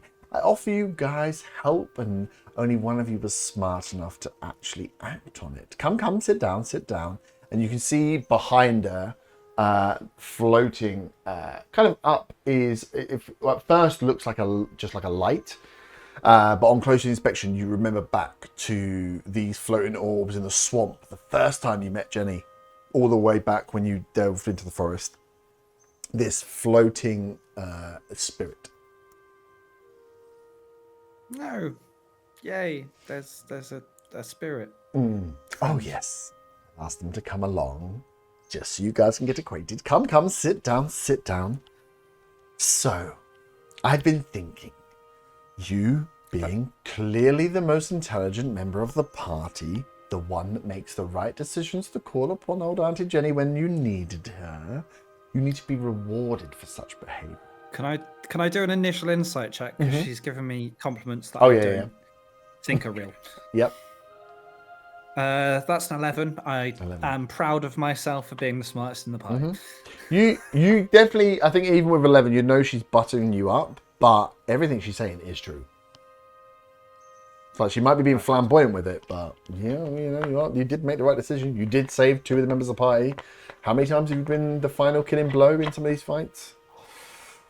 I wasn't checking the football score. Don't check the football score, I'll fucking kill you. Okay. I'm the hero. I'm the hero of this story. So, that behavior needs to be rewarded. We need to show the rest of them that being Jenny's friend is a good thing, and good things come from it. So, got a little treat for you. She's like, we need to work out how, the relationship between my power and this deity of yours is working out, but we'll deal with that as time comes. Don't worry about it too much. But there is. I could have a word right now. We can have a conversation. I don't like to dip into the divine. It's very strange and so fickle. Where I can be relied on. You might be trying to dip into the divine by. No. I'll use the word courting, but I'm hoping that's not what you're doing here. No, we're just exploring different ways for you to gain power, protect the people that are around you, and fulfill your potential, Arthur. So much potential. Does my potential include a 3-story terraced house with a small garden for vegetables and legumes and stuff? If that's what you want at the end of all this, Arthur, then I'm sure we can find a way to make that happen. Okay. Oh, I'm listening. She does 2 things. One, she again reaches under a cushion to her right and pulls out as a small chest. Only like what would be the size of this? Like a phone size, but bulked out. As she's like, I have a little gift for you. But before that, I just want to. What's the right way of doing this? I want to give you some more power. Help you with helping everybody else, whilst just keeping a little eye on what's going on. She's like, that's why. And she looks back as the spirit kind of floats down and she holds her hands out. That's why I've got my little friend here. What's in it for you? Because I feel like you said that there'd be a price to pay, and I don't know if I've paid anything yet. Well, or is it just because I was the smartest and then I get let off because I was the first to do it? Everything comes. There is always good with slight twinges of not even bad, just indifferent. She's like, this little spirit here, my little friend, I think should accompany you. He'll give you more power. I know you've been calling on some spirits from your god, but let me tell you, this one's a little more powerful. Is he going to be watching me? Is he He going to be might watching me be for watching you a little bit, but only when you call him out. And we'll give you a direct line to me if ever you need me. Can he resemble bongo drums or a singular bongo drum? As you look at him, you start to see it form the shape of a bongo drum. And you blink Well, and it goes away. I mean, you shouldn't look a gift horse in the mouth, I suppose. Exactly. I've never let you down before, have I? She kind of brings it round, so it's between you and her. She's like, perfect. Now, this will only tingle a little bit, and she spins her hand behind it and just shoves it into your chest. But you just feel this like cold tingle, almost like an ice wind that just rushes from your chest up into just like part way down your arms, part way into your thighs, and then cools. And she says, "Oh, that wasn't too bad, was it?" Why are my thighs warm? Why were my thighs warm? What did you do infernal blood, isn't it? You're interesting. I want to. Mm-hmm. I want to cast spiritual weapon to just not to attack anyone, just to kind of check it out. Yeah. Spiritual weapon or spirit as a weapon? The new one. They're different. They're different. Yeah. Because the what other spell one's slot is it? Because I might not Same. have it. Same. Huh? Same. Okay. Yep. Yeah, it's just a replacement. Okay. Yeah. So you have a. I'll do it just to see what it does. Nice. So as you call forward, the same way you would call for your spiritual weapon, you call forward, and this spirit looks like comes out of your body and just appears as it was there. This ball of light. She's like, perfect. You're gonna get along so well. And it's like a little Tesla ball. It like there's a little like lightning energy that. I'd like to think that it lets off a small sound of a bongo drum as it does that lightning energy, and it's just almost like that's the catalyst. Definitely, it's like a little. But we don't need to work on that. That'll just be a thing. We can work on it as it goes. She's like, so a little more power for you, a little move away, a spirit rather than a spiritual weapon. Why use the divine when you can use an actual undead spirit? Or both. I could use both. You could use both. I think you'll find the mine's better. You'll find out yourself. I trust you, Artem. As the end, the spirit is there for you to command. It lasts longer as well, I think. It's intense. Yeah, it does. Yeah. Or is it an hour? Or is it a minute? The other one's a minute, and this one's an hour. Yep. So this spirit is an actual spirit. It has light, so you could use it as a floating light. You can use it to try and communicate, and it also has. Don't need to do that. I can cast light as a cantrip on my. You can cast light on a cantrip on the light ball. It's there. Light as a cantrip on my read it because it does some cool stuff. Yeah, I'll read it now. Because you will definitely miss out on cool stuff otherwise. Sweet. So yeah, that spirit's there as you've called it out, and she goes, but that was just. Let's say that was the bad piece. That was me giving you power and just having a little eye in, just making sure I can keep track of you guys a little better than I can at the moment. Now for the fun. And she opens up this little chest, and it's full of little... jelly beans! Say jelly beans! Not jelly beans. Little marbles. Oh, no, not little marbles. The marbles are quite large, actually. Marbles that are like a £2 coin size. Completely clear glass marbles. Inside, you can see rolling around. There is a moon, a little model of a moon inside, full moon. There is a candle. There is an eyeball. There's a drop of blood. You might realize it. A bone, a flame, and that's it. Oh no, and another eyeball, but it's red bloodshot, almost like it's bleeding. These are all a bit, we'll use dark? Yes, but they are good. So, these all grant just little bits of, just a little gift from me to you. I can answer some questions about them, but there's more fun in, I suppose, just picking. Oh, are you a genie? Can I ask 3 questions? You can definitely, we can do that if that makes you happy. All right, I've been told not to negotiate as well, so I'll keep it. Wait, Yes. can there be more than 3? That wasn't a question. That was more me setting the rules. You can ask questions, or you can roll checks on each of them if you want, or some of them if you want, to get an idea of what they may do. Okay. What? Can you just? I can see what they look like, but what are their names? Oh god. Do you want all the names, or do you want to point at one as you go and do them? So the ones that were appealing to me were the moon. Yep. The flame. The candle. And wasn't there something like not the bone? It's blood. There was a bone, 2 eyes, blood. No, just those. Just the moon, the candle, and the flame. Yeah. Cool. The moon. She like holds up the moon here. Does it give me moonbeam? It does not give you a moonbeam. She is like, this is about seeing in the dark, the ability to see like a hag could see. Give me a insight check. You're pretty wise. Come on, +9. That's an 11. 11.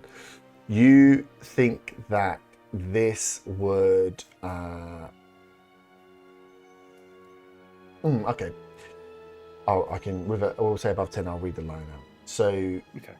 you will have the ability to see hidden truths and illusions. Okay. That's less cool than I thought it was going to be looking at the picture. I thought it was like a giant block of cheese. I thought it meant I could summon cheese whenever And I you wanted. could turn into a cheese. She picks up Like a cheese the ball or a cheese roll. cheese ball, unfortunately. She picks up the candle one. As you can see, she rolls it around. There's just it's like a lit candle inside, but obviously it's within glass. And she says, "Ah, yes, the ever-burning wick." Give me another insight check. I mean, it's worth noting I've got +9 to insight these days. That's 17. 17. This one, as she talks about ever-burning wick and flicking around, you get a flick of fire from it. Oh yeah, this one just reaches around. This one will give you more. You will be more resistant to fire than you already are. Oh. There's only one thing up from resistant to fire. Yeah. It's fine. And there's another ability in there. Saga that you keeps won't notice. disappearing, so I'm not too bothered about him setting fire to me these days. That's true. What was the one you had? Flame. The flame, yeah. The flame, as she says, the Ember Veil. Give me another insight check. That is a nat 20 +9, 29. Nat 20, nice. She says, you've got to watch, for when the gods turn away, this will offer you the warmth you need.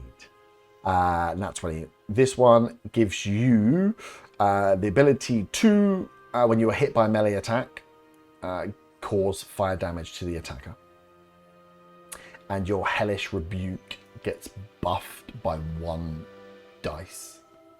And then you can upcast it on top of that. So your standard Hellish Rebuke goes up by 1d. Is it a d10 already? You get an extra d10, I think. Yeah, but Hellish Rebuke is charisma based, so it's not really relevant.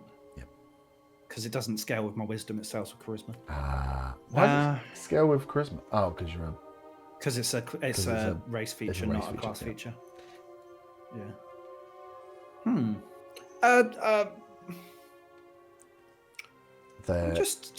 The blood. What does the blood do? What does the blood do? Just maybe The blood is... throwing some options out there. Give me another insight check.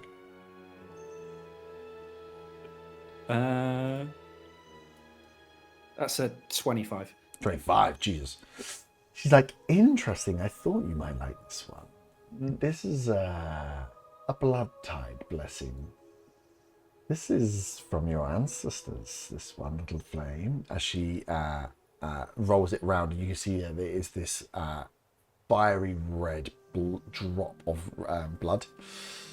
25 is massive. So this one is will help you tap into your infernal bloodline,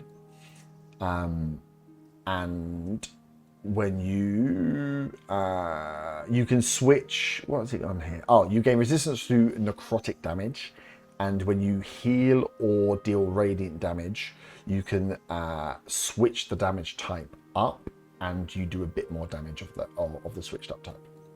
So you can switch it to. What do you mean by switch the type up? You can switch to necrotic. So you can switch between radiant and necrotic, and on heals, you can. There's ability you can use to do some healing and then do necrotic as well if you want. Wait, so I'd be able to heal my allies and then hurt them? Or hurts. It would be a nearby effect. It won't be. It won't be Okay. huge, but yeah, it'll be. So if I can do did a something bit like of mass healing, or no, okay. Yeah. It'd be like when a heal effect happens, there's a necrotic shroud that comes out from it that will do a little bit of damage. The main one is then you can also flip your radiant damage to necrotic, and it does a bit more than the radiant would do.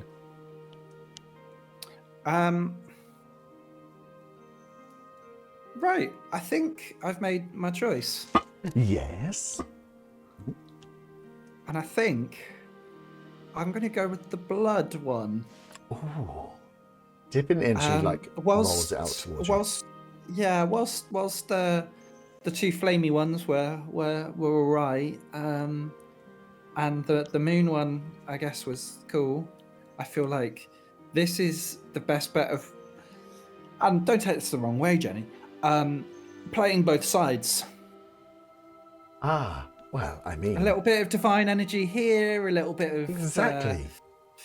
Well, have you never thought Jenny about help there? how strange it is, you and your ancestors being infernal beings, after all, and you being a man of the divine? I do Always good think to hedge your sometimes I do need to get back to my roots as well. Exactly. Not that I know what my roots are, because as you're Well. well aware, I assume you're well aware, I am an orphan. We can delve into that, can't we? But I do feel like half the people you meet in this you meet in all the towns and cities and just in general on this continent are orphans. It's almost like it's a cliche. People just don't like bringing up kids. It's terrible. Are you saying I was abandoned and it wasn't the case that my family died in uncertain circumstances? Who even knows? Maybe it was, maybe it wasn't. I mean, if you want to delve in further, I can find out. I said family.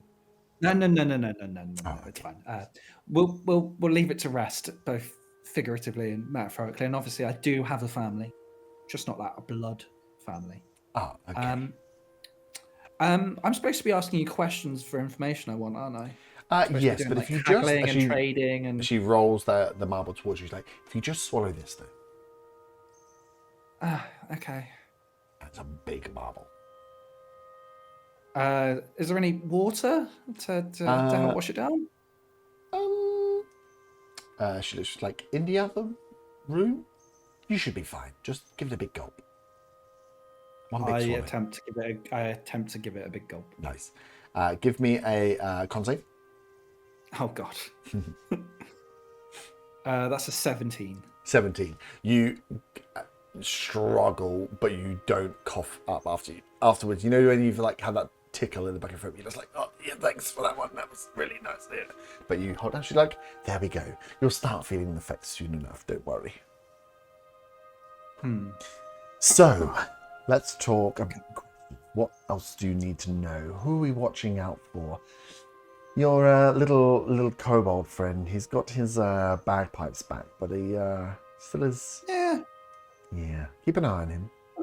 Well, there was that dragony thing. I mean, we'll just. That leave was the me, dragony though. thing To be fair, behind. yeah, that was me. Yeah. I'll take that one. Is that what was causing him to eat people? Oh, Skaldavsk. I mean, yes, Skaldavsk was a dragon and did like eating humans, so that would make sense. I think he was kind of trying to build him up to be, well, his vessel. It was just a little test. Just, I don't like it when people don't take my deals and run me in my own house. It was very rude of Zaga to do so, so I got my fun with him. Okay. Well, I'm not really concerned then. I mean, I don't think there's anything I really need. Like, I feel Von Van and and Faywin, whilst not the brains of the operation, as we've discussed, they're kind of the ones that feel like they need to know things. Whereas, I don't know. I'm sorry. I almost feel guilty that I don't really have anything that I kind of need to ask about. You are performing the role I need you to perform at. Just keep an eye on them. Make sure they're going towards the Death Bloom, and just, yeah. If you need me, you know where I am. I'm the comedic outlet, is what you're saying. No, you're the strong warrior. You keep them survive. How many of these enemies have you slain? How many chances have they had to die and you stepped in? Exactly. They need you. 9 out of 10, and Exactly. I've healed them at least once.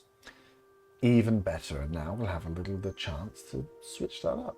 Show them your new powers. Show them that being on the side of Jenny is a good thing. You won't believe Faywin came in here and just tried to blackmail me. She told me not to negotiate. She didn't say she was doing anything about blackmailing. She was trying to blackmail me. It's honestly, I Did get she all succeed? sorts of... No, of course. I mean, I feel like with Faywin, you might have. It would have been funny if you just let it slide because her negotiations are dreadful. Well, they are terrible, yes, but no. She just watch them. They need you to just make sure they're on the straight and narrow. So keep doing what you're doing. Keep me in the loop, and if you need me, you have any questions, you can tap into my power. I mean, I'll consider it more so than I did before, but.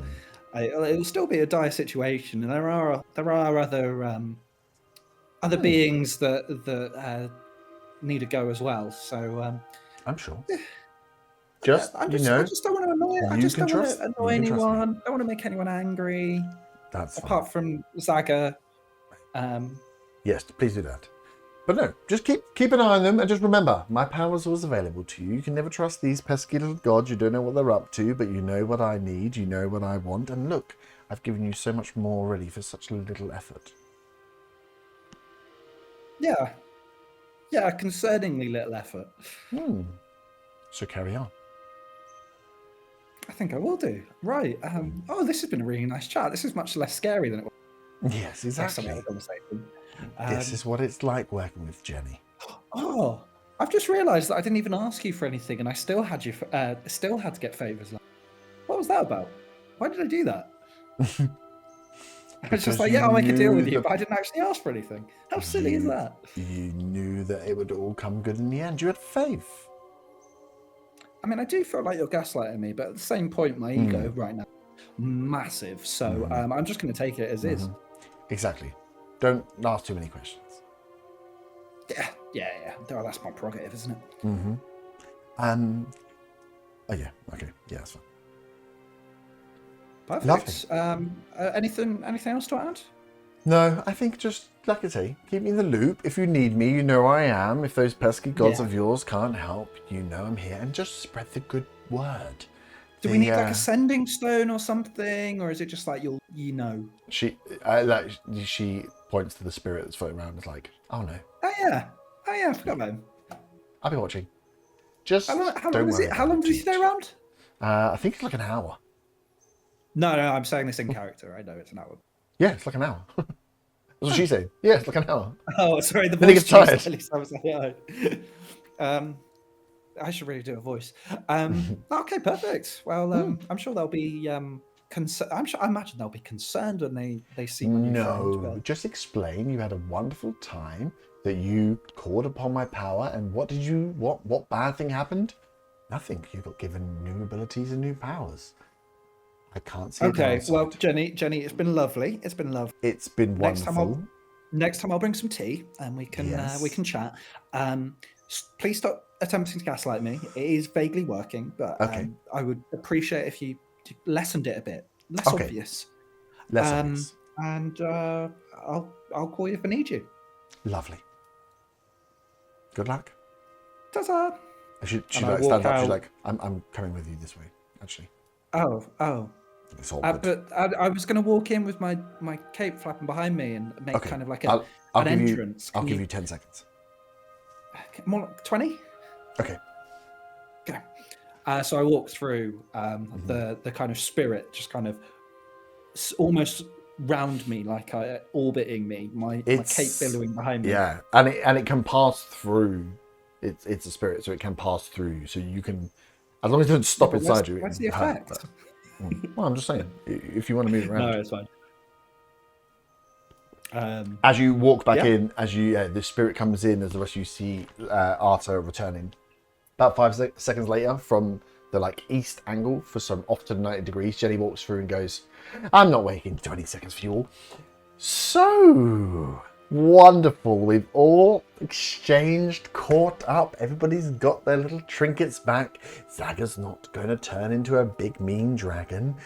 I've been blackmailed, and now we're all going to head out. Where are we going?"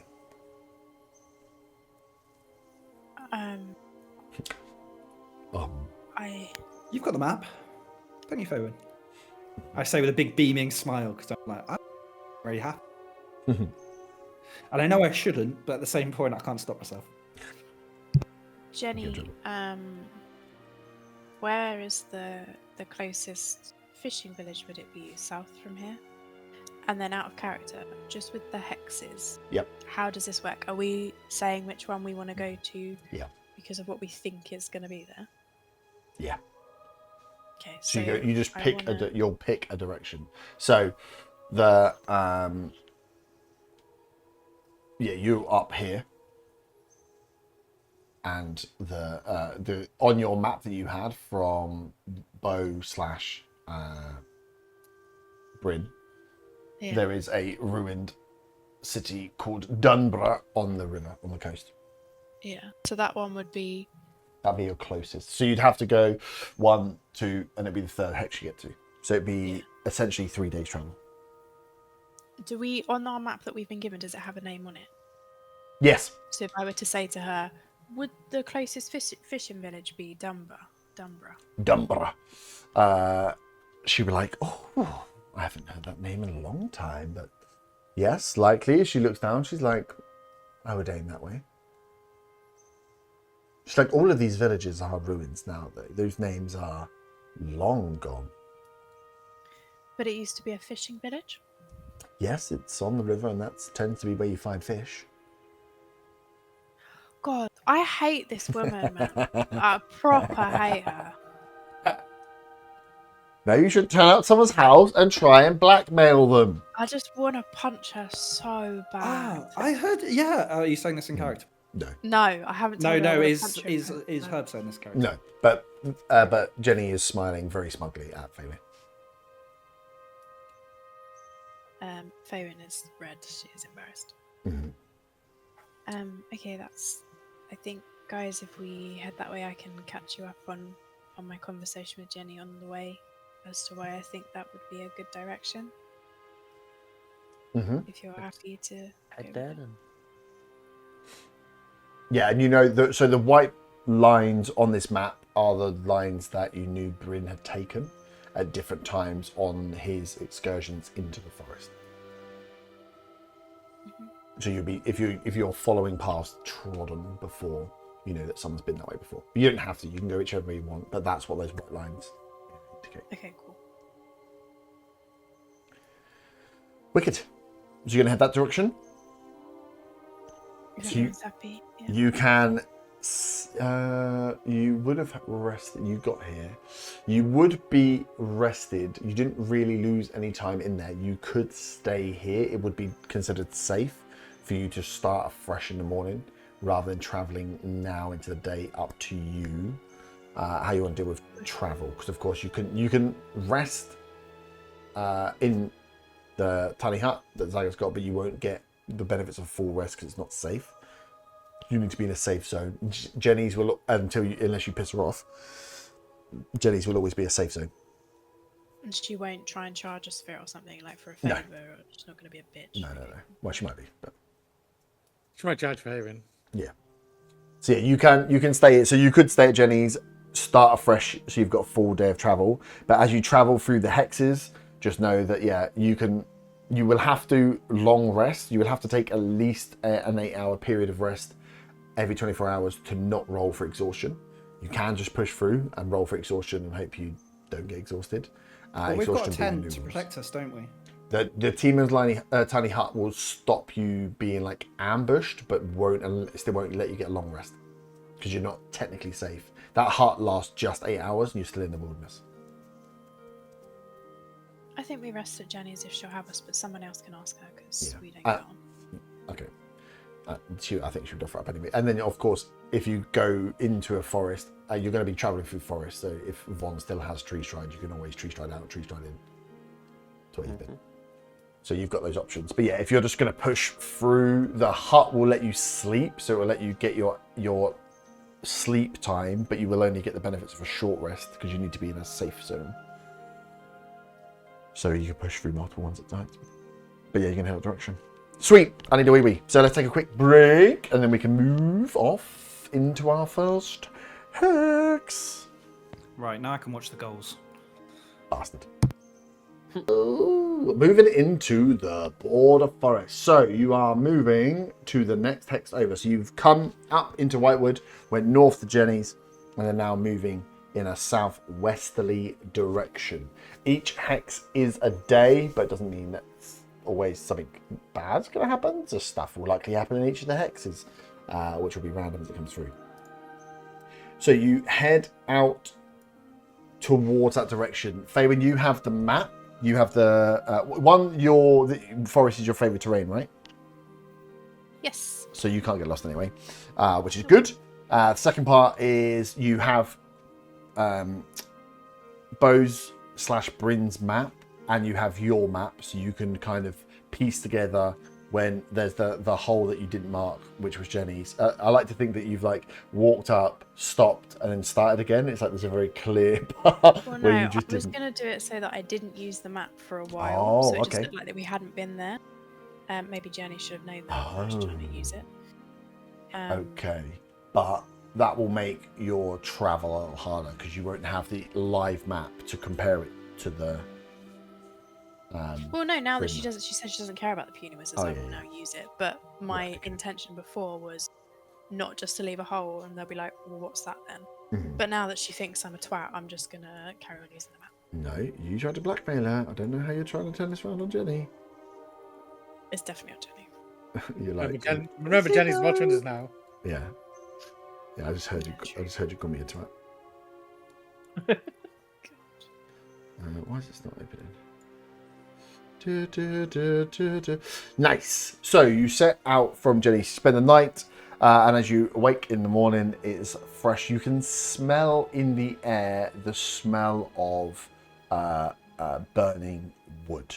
You can see the smoke is rising up over to that northwesterly direction. That there are just like billows of black, of grey and black smoke that's coming up. As you can smell in the air, the fire is obviously pushed through, or is being pushed through by the fire druids towards your direction. But each square is like 3 to 5 miles, so it's still a decent distance away from you. As you start to trek off into the woods, you will pick up as you're moving the wood itself. In this area, there is elements of the death bloom about. You can see some elements of death bloom, and you can feel and sense, those of you that are more tuned to nature, that there is an uneasiness in the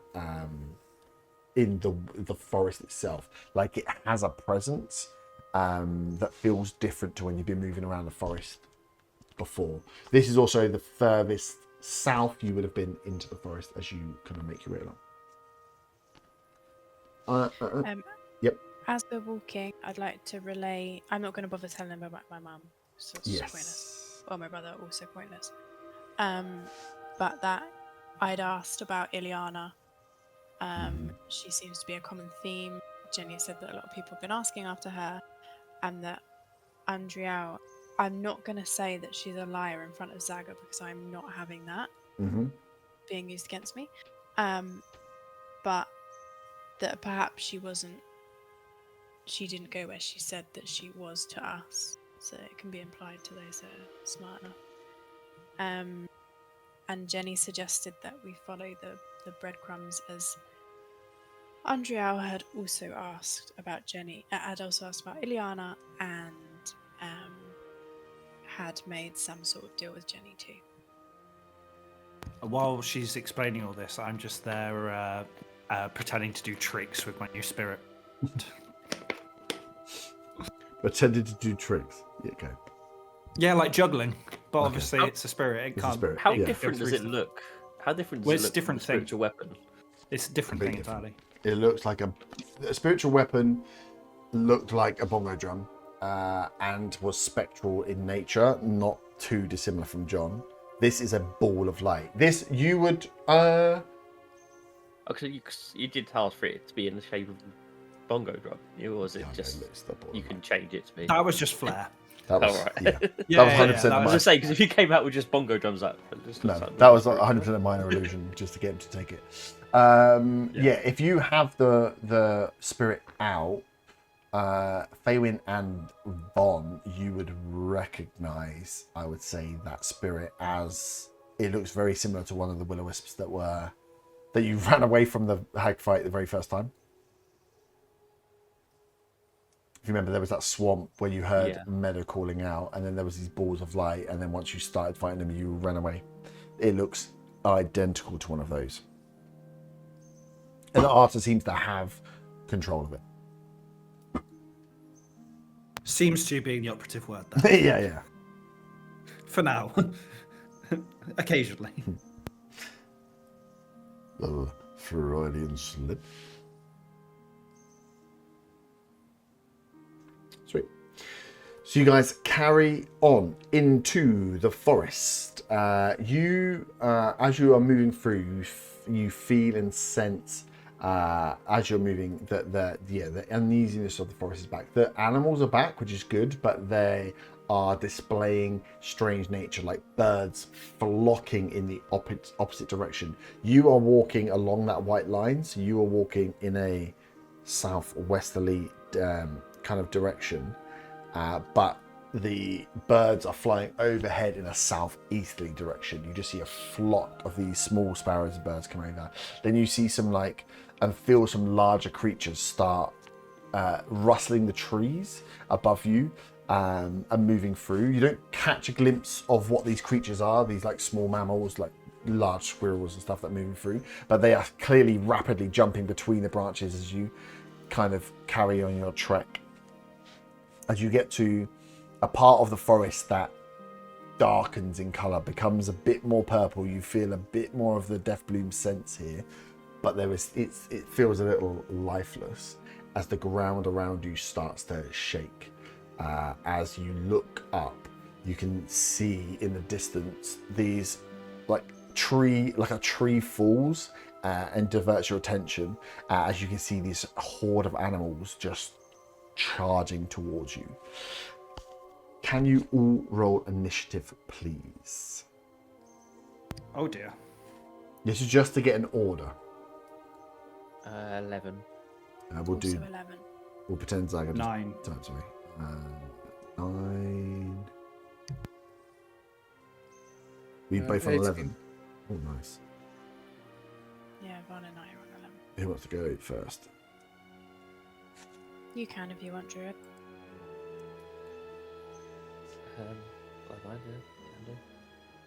Sweet.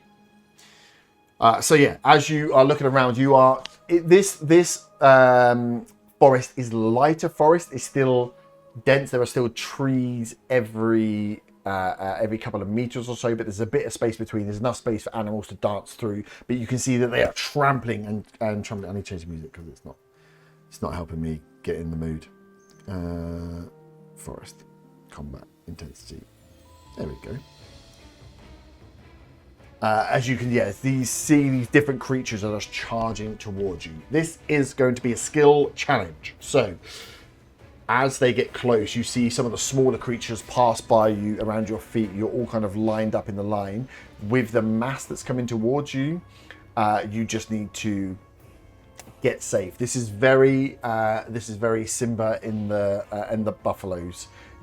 As you have these things coming towards you. Can I also compare it to that Jurassic Park 2 scene? No, it's only Simba and the buffaloes. Okay, that's fine. There is no way for you to, as you're trekking through the forest, there's no way for you to like run and get out of the way. What you're looking coming towards you is like 100, 150 foot wide, you would have seen all of these creatures that have just clearly been stampeding for a while coming towards you, looking like smaller creatures at the front, but you can see that there was a rumble and a sound and a quake in the floor. That means there is quite a few creatures, maybe some larger ones, coming your way. So we will have the first round of deers, boars, and these kind of like small predatory creatures that come first. The fastest creatures, lowest to the ground, coming towards you. You need to avoid being trampled and find a safe place as this kind of wave of creatures hit you. It will be a successes and fails thing, as it always is, and there'll be consequences for fails. You can pick a skill. You cannot use a skill twice in a row. And one of you, if you would like to not pick a skill, can take advantage. So we can say that Zaga can give someone advantage, but you guys can decide who it's going to be. If you fail, you feel like you're not going to get out of the way. So what you need to do, looking at your skills, is pick something that's going to help you dodge or hide or divert these animals that come in towards you. You can use spells to help if you can argue a case for it. This is you looking at your skills. Give me something that you think would help you clear out of the way. If you don't, you feel like you're going to get trampled. That will cause you damage. Apologies, how far out are they? They're coming at you very fast. Time-wise, maybe? Like in this round, they're going to hit you. Okay, fine. Can we use abilities as well? Yes. If you want to use abilities, you'll just be able to, if you use an ability, you'll be able to use it once, and then, and if it's a long-term one, it will just be how it affects your skill. So if you use an ability to affect a skill, you can kind of give yourself advantage once, but probably not all the way through. When you say use skills, is that can't use more than one as a group or individually? No, individually you can't use one twice in a row. So you can't be like, I use my stealth to hide, and the next round I use my stealth to hide. It's like, no, you've got to do something else. Yeah. Did we establish invisibility? Can things pass through you? No. No. You will get No, I trampled. just feel like we've done that before. I didn't think it sounded right, but we've done it before. No. It's your blinking isn't invisible, it's ethereal. No, I mean actual invisibility. Mm-hmm. No, you're very much there, you're just invisible. Yeah, that's what I thought.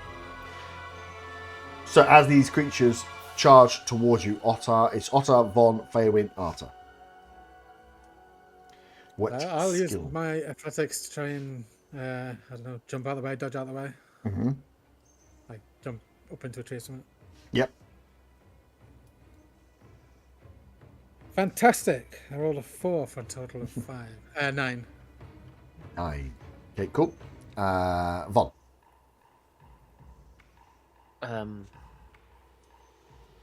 So, can I use my starry form to get out of the way? Because I do get a flight speed out of it. Don't know. with You the starry can, form. yeah, you can fly up, but you won't be able to just fly above it for the whole thing. Okay.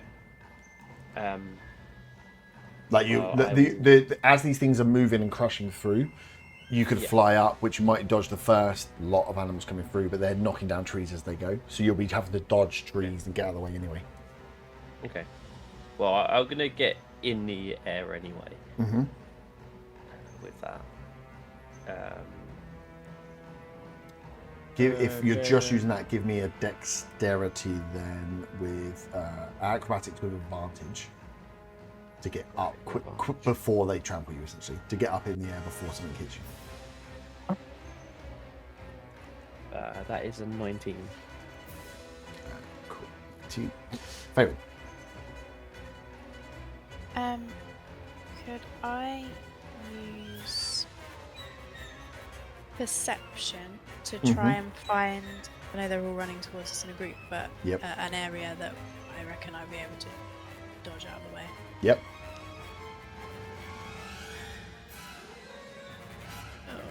11. Nice, Arthur. I have a question, and it's really up to your discretion on whether I'm going to be able to. Mm-hmm. Can I cast banishment on myself? Oh. Disappeared for So a minute. I did a couple of bits of Googling, and the essential thing is, because it doesn't have a target restriction, in theory I can. Yeah. However, it comes down to how you would roll, how you would play by the saving throw. Whether I can purposely fail or whether I have to roll for it. And likewise, whether you would prefer me to do some fun stuff instead of doing that. Yeah, it's up to you with all of these things. I always think these were skill challenges. You can technically try and dodge out of them. That's just boring. My dexterity is wank.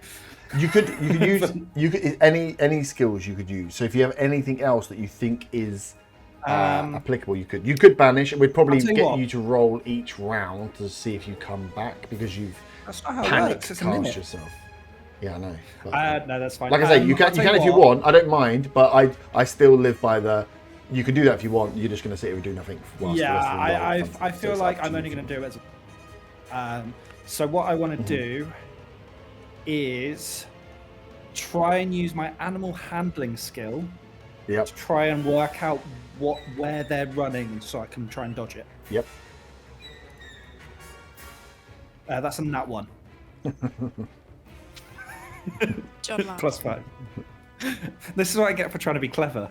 It is. Yeah. No. So I'm fine if you want to do it. It comes down to that whole thing of. I will go. I will do it if things get dicey. Yeah. Because I do not have much health. Oh, okay, good. Yeah, because you could get fucked up. Nice. So this first. You're saying I might die here because I've not got that much health. Didn't we long rest? We had a long rest. Yeah, you had a long rest. Oh, did we? Oh, yeah. I did not hear that.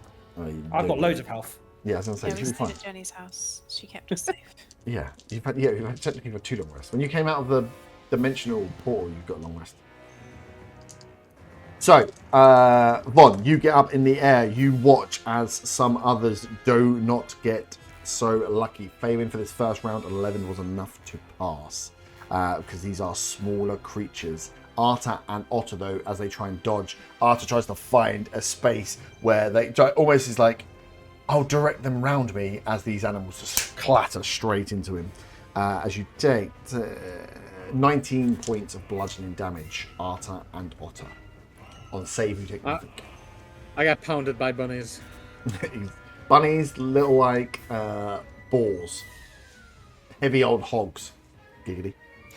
Can I use one of my sonic dice to put a shield to take some of the damage out? Yeah. Yeah. As this wave of like smaller deers and boars and these like smaller cat-like predators pass through, you see coming thick and fast behind a mix still of these boars, but these 2 much larger, almost like elephant-like fey beings that are crashing through, and they are smashing into trees and knocking trees down left, right, and center as they just clearing a path. This whole area is going to be completely trampled and destroyed as these things are coming through. These are bigger beasts, therefore the save is going to be higher. Otter, round 2. Having been daxed by bunnies, I was gonna try and be intimidating and sort of roar at the oncoming horde. Yeah. Try and divert them round him. Yeah, nice.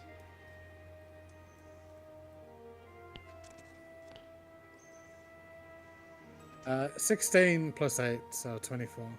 Nice, 24. Yeah. Steadfast, trying to dodge out the way or climb up a tree. You really, fuck this, land, foot on the ground, and you just like essentially roar into the face of bears running towards you. Von. I use.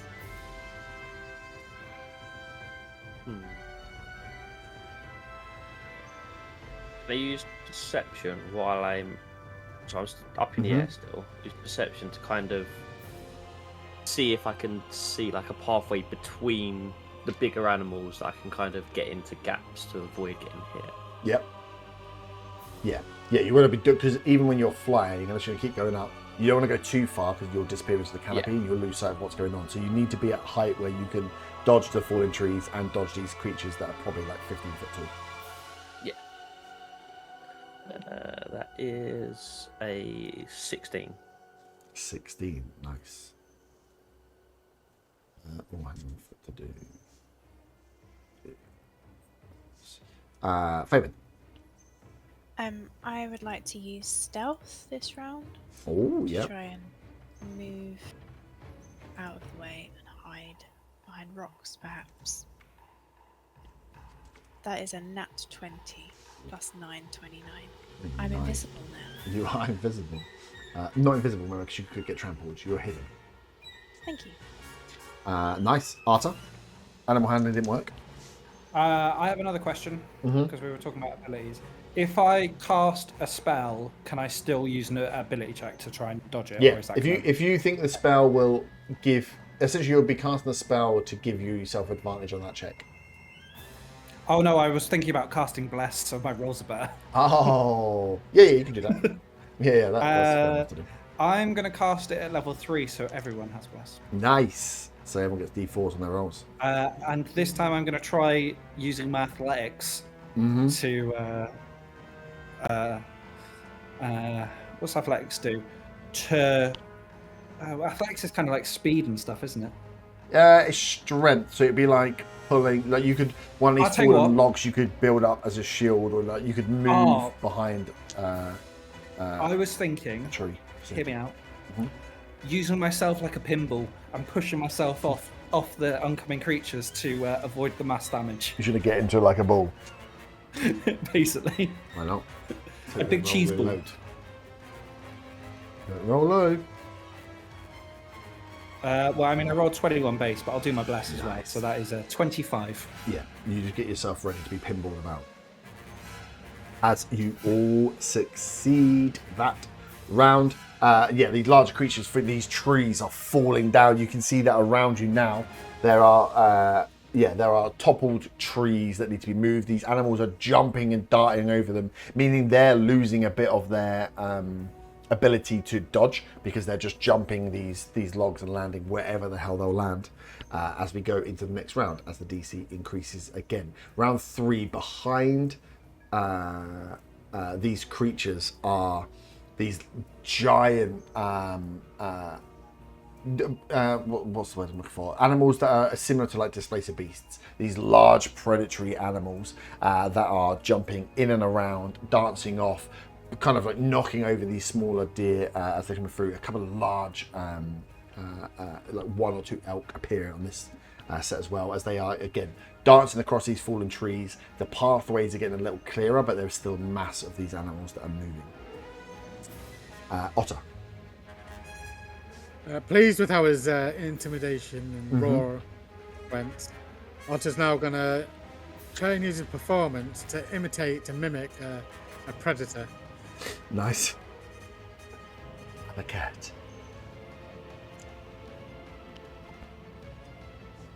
And he rolled a nat 20 with a +4 and a +3 on the D4. Nice. Not only does he sound like a big predator, he is mimicking one as well. Your hair just goes up into like accidental displacer beast tendrils. You didn't even realise. It's like, oh, pulled it off. Von. I'm gonna use. I'm gonna go for an animal handling check to try and like calm them, persuade them into dodging past me. Yep.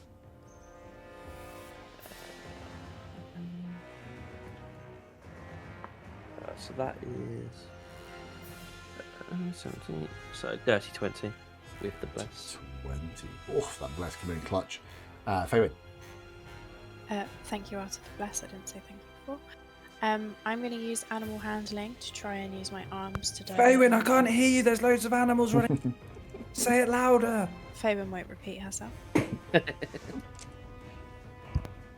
So that is a 26 plus 2, 28. The bed. Nice. Arta. Let's. What do we want to do? What can I do? I'm not really good at much. How can I? I'm going to use perception. I'm going to try and perceive where they're going. And once again, less of a cannonball this time. It's more like when you're trying to get through a loading area in a game where it's just two walls that are really close together and you go sideways Slide. and it loads. Yeah. That's what I want to do, but also at pace. Okay, got it.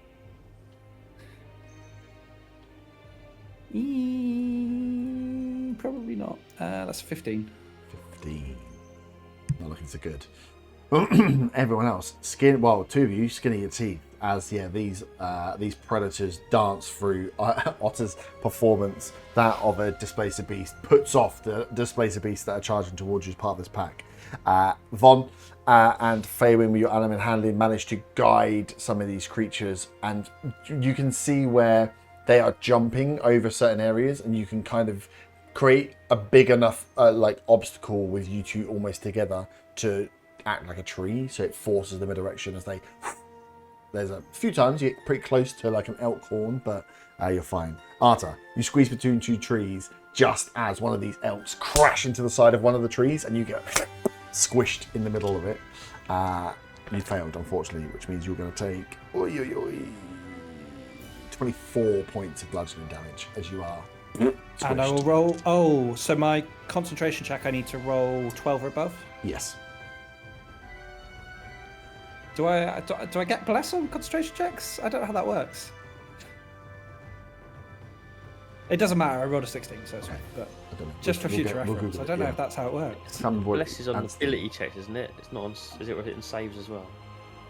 Oh, you're right. It is on It's ability on checks. ability checks. Yeah. I can say it'll be the one. Yeah, cool. That makes Nice. sense.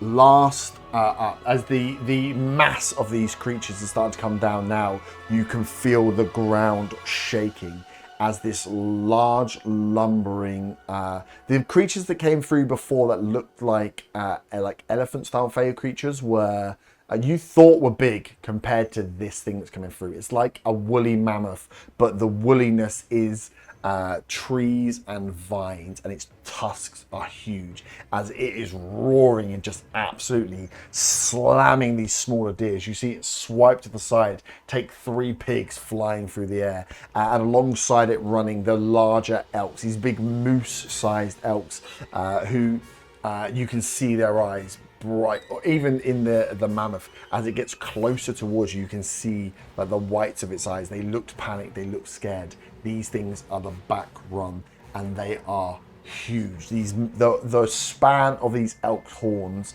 are like twice as tall as you, and this big old mammoth beast is lumbering towards you at speed. This is going to be a very difficult one to get away from. Otter. So enamored with his recent performances, I was going to try and just stand to one side and persuade the animals to go the other. Okay. Do you speak animal? He's going to sort of use arm gestures to sort of, like this way, this way. I rolled a 19, I got a 1 on the D4 and a +4. So it's 24. 24. Von. So are they behind the other group, or is there still other animals with them? There's a few animals with them. This is this is coming to the end of this stampede, and these big beasts were at the back, maybe because they were the slowest moving, or just because everything else wanted to get out of the way. But yeah, there's a few animals still dotted around them, but mainly it's these large elks and this big. The threats are going to come from those things. Okay. I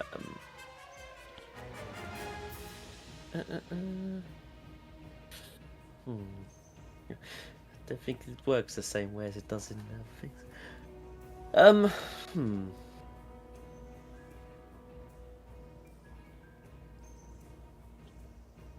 Can I?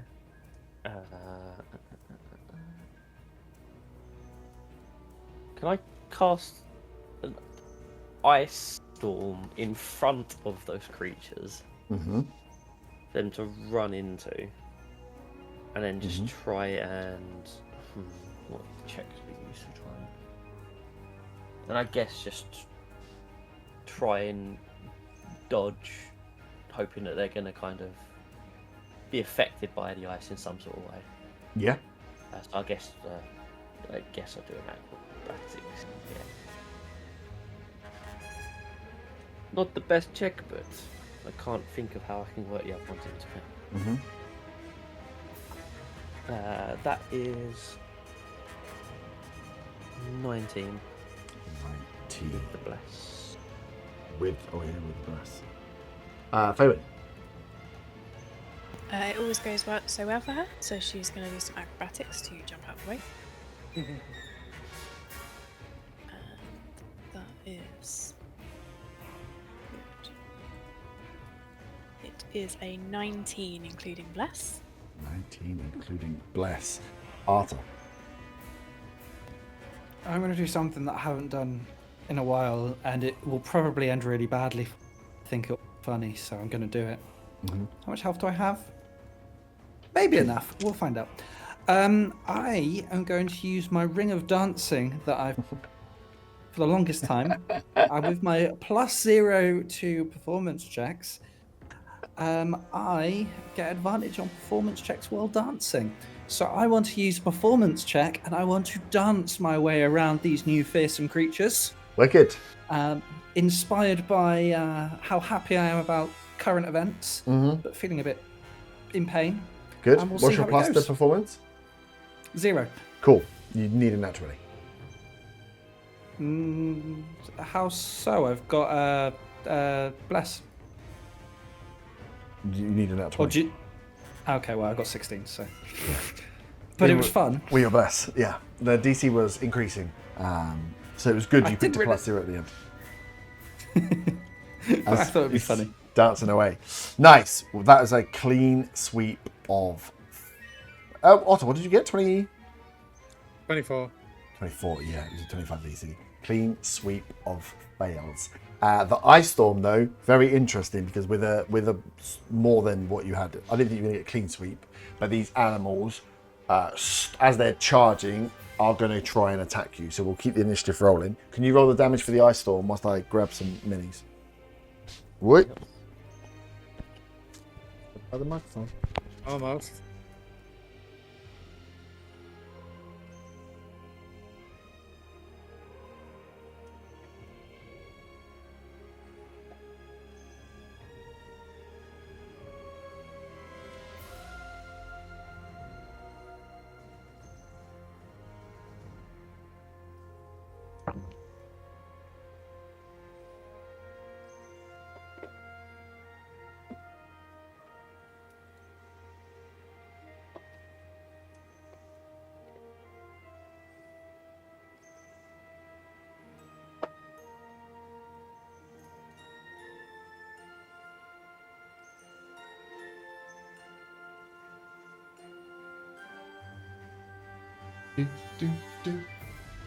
That's the legend.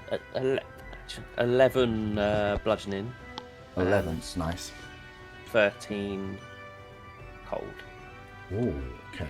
So, let me find my mouth. Or half on a save. Save, let me find. Which is 17. The music's that loud. Alright, Grandad. Throw that down. Yeah. Oh, interesting. So what was it? Half? So 5 bludgeoning and 6 cold. 5 bludgeoning and 6 cold. Okay, this is going to be important. So, charging towards you all are these creatures. Put a big elf over them. They don't look overly powerful, but they do be running towards you. 1, 2, 3, 4. Oh, it's a farmyard set. It is a little difficult farming terrain if it affects the amount that they move in the turn. Yeah, that will do. That will do. So these elks aren't uber strong, so it could well be that they die. Where are you?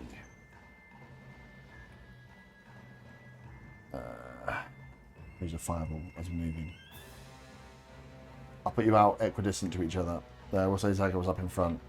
He's nice and clean. John on the board. So, as that light is on, it's just not shining very bright. As these things are charging towards you, they are panicked and the ice storm has come down, hit them for damage.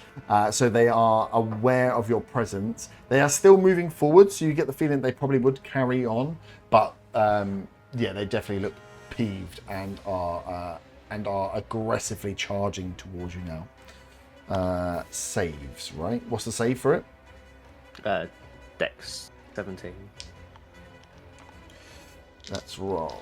So if they 5 dice, pass, fail, fail, fail. 4 of the 5 elks, as they hit, die.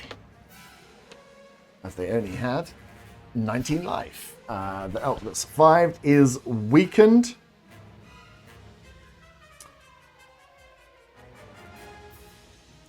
Nice. So that's pretty handy. No, that's got to take it out straight away. And then the mammoth. That will be a pass. So it was, what did you say half was? 5 bludgeoning and 6 cold. Oh yeah, I just did it on the elk. Nice. So you have 1 large mammoth and 1 large elk that are charging. As the ice storm comes down, you see that it just absolutely obliterates these elks as they fall and die. Essentially, you've killed the elks already. Up first is the mammoth beast, this fey wild beast. It is going to just charge, I think. But you said difficult terrain, right? Yes, it's a 20-foot radius.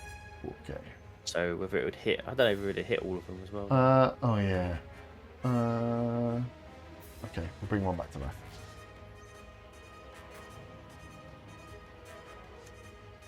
I didn't realise it was 20-foot radius. I've told you they've only got 19 HP. It will hit the rest of them within that.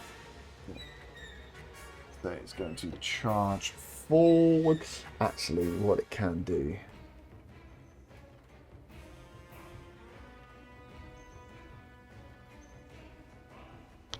Yeah. I feel it's unfortunate that I've just put Feywind in the middle. 1, 2, 3, 4. I'm going to roll a d4. Okay, it's still Feywind. Sorry, Feywind. As this thing goes to hit the... it's in the difficult terrain. You see this creature kind of like... looks like it's fallen into like one of these these larger tree trunks that are still there, as it just disappears inside the tree and then reappears in a tree in front of you, Feywind, and just carries on charging towards you as it's going to try and trample you. He portaled through a tree. Yeah. It like disappeared into a tree and then appeared from a tree in front of you, just like charging towards you, this huge elephant beast. Excellent. Yeah, it's pretty cool. It is going to... I need you to give me a strength setting. I need to hit you first. Okay. That is a... Yeah, sorry. That's a 29. Yeah, that That's hits me. Can you give me a strength saving throw, please? I'd love to. That's a 9. That is a fail, as it hits you with its tusks. That is 25 points of slashing damage. As you are not prone, and then as you are prone, it's going to stamp on you with its hooves. Oh no, jump charge. No, I lied. It's going to stamp on you, but it only has 1 attack, so it can't multi-attack. I'll use my reaction to use one of my sonic dice to put a field around Fame to absorb 8 damage. Okay, you can do that across to anyone. Within 30 feet of me. 30 feet. Okay, cool. Thank you. Otto, you are up.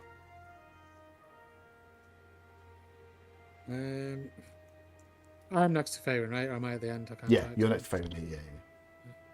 Yeah, so these ones that have gone, these ones that have gone down. One, that big elk at the top is injured, and the one at the bottom is looking pretty fresh. And then this mammoth looks frightened and doesn't look too bad. It looks pretty healthy.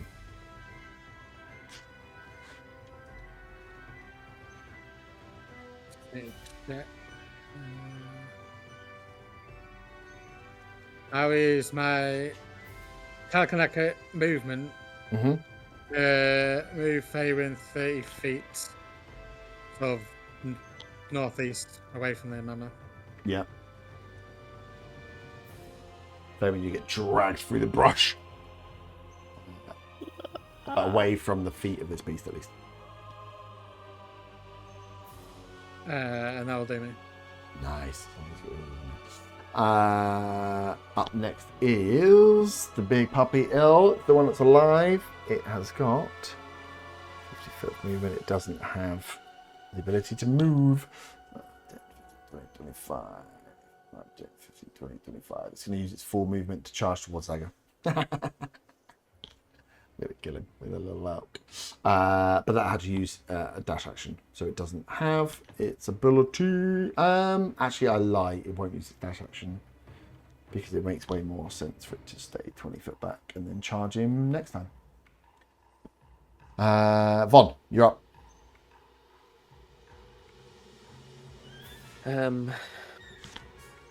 Oh no, that's a big elephant. I'm going to change Starry form into the archer. Mm-hmm.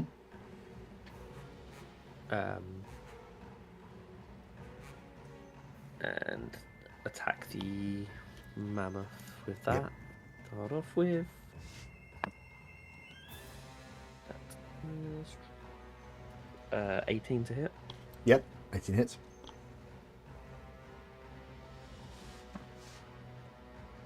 That's 13 radiant damage. Nice. And then I'm going to fire off a guiding bolt. That's it.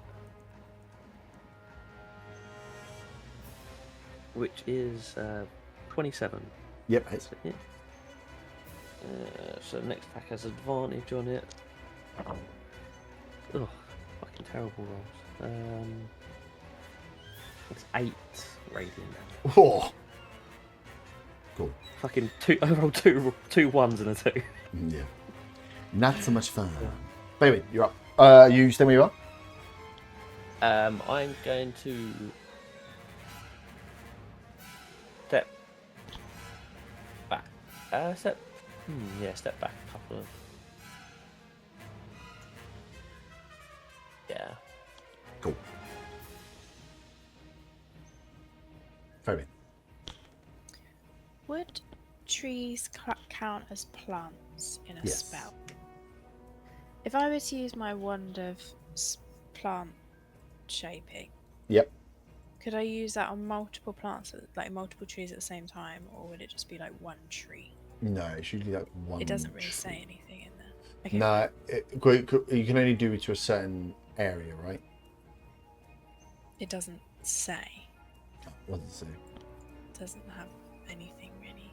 Just as 4 charges while holding it, you can expend 1 charge to cast plant shape from it, but I don't have the plant shape spell.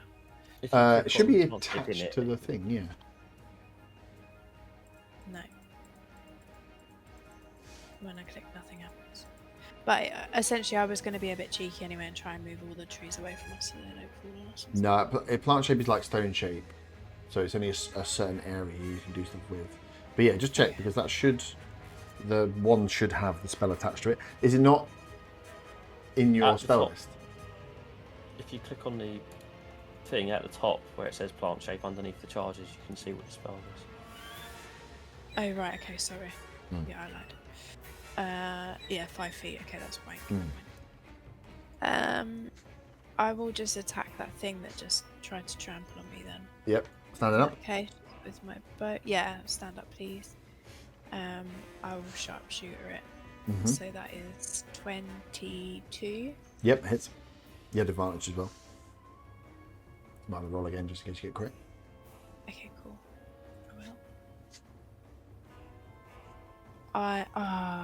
Piss. No. Okay. I got a 19, not 20 on the second one. So that's 10 points of damage. 10 points of damage. And then I'll hit it again. That won't hit. I rolled a 3 and I was going to sharpshoot it. So. Oh, yeah, no, definitely not going to hit. Nice. Staying where you are? Yeah, I'll get John to come to me though. Yep. Not a bad idea. Arta. Well, there goes my idea of doing my fun new thing, mass heal. Oh. I swear you told me, but... Right, sit closer to your mic. I can't fucking hear. You're cutting out. Oh, I might have turned it down. Oh. The cat came on the desk a minute ago. One of them. I was thinking about doing my cool new necrotic thing, but I don't know how it works with healing word. Yeah, I'm sure you told me. I need to add it to it. Okay, I didn't create it because there was like 7 different choices, and I just want to save myself. Yeah, that makes sense. So instead, what I'm going to do is, it's within 30 feet of me, right? 5, 10, 15, 20, 25. Yeah, just on cusp. I'm just going to do destructive wave. Nice and simple. Nice. Can I have a con save, please? Oh, I Con imagine it's quite save. It's quite conny, but I rolled shit. That's a 9. That's a fail. Excellent. So, we'll do. Yeah, we'll do a channel divinity. So that is 30 points of thunder damage. Yes. And is it 5d6? What level did I cast at? 5th level. Yeah, 5d6 of. We're doing it as radiant damage. So that's 14 radiant damage. And it's knocked prone. Nice. This thing is bloodied. Oh, why did you do that to me, you bastard? Oh no, I'm a mammoth and I'm falling over and now I can't get back up. Okay, get back up. Nice move. Stay where you are. Want to... Oh, there's still a deer, isn't there? Yeah, the 2. It's fine. I'm going to move 10 foot back just to give a bit more space between me and Otter. I assume that's Otter. Yep. So yeah, just 10 foot back just to give a bit more space. Yeah, that's perfect. And Nice. I think that's all I'm going to do. No, I'm not going to use Telekinetic Pull to try and push Otter towards the group, towards the elephant. That'd be funny though. That would be funny. Right, up next is the out. 5, 10, 15, 20, 25 would be 50 movement. That gets him out, I think. Nice. I just realised these things have an aggressive trait as a bonus action. So it's going to move through the difficult terrain. 5, 10, 15, 20, 25. That's half movement, but gets it to there. It has 50 foot. It's going to use its bonus action as it just snorts and just charges at you, Arta. 35. It's got 15 movement and it uses 35 as it charges straight up. It's going to ram you first, I believe. Yeah. It's going to ram you. Oh, 13. That's definitely a miss. Misses, as I thought.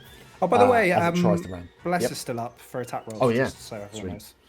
Yeah, the elk no, it's a minute. you. It's a minute. It's probably. Oh, yeah. Yeah, it's probably gone. It tramples towards you, misses you with the attack, so it doesn't knock you prone as it tries to ram you. Back to the top is the mammoth. It's annoying. He's going to have to stand up.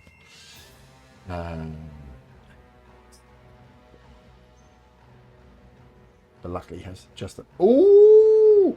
10, 15, 20, yeah. If he uses the rest of his movement to charge towards Otter.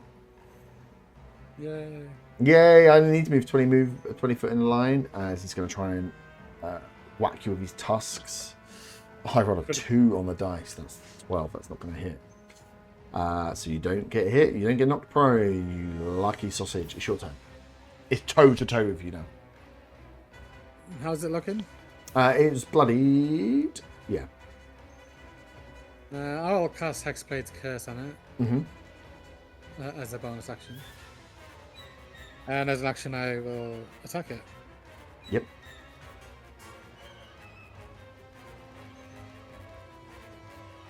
Probably not going to hit. Bit big. 17? Yeah, 17 hits. Oh, it is. Stop. Yeah, it's huge. It's a bit easy to hit.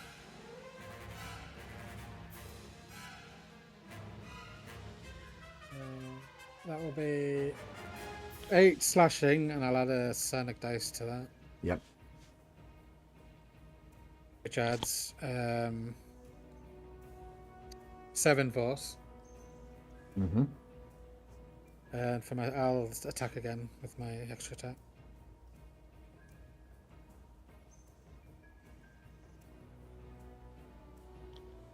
That's going to hit again because that's going to be 25. Mm-hmm. Sorry, 24.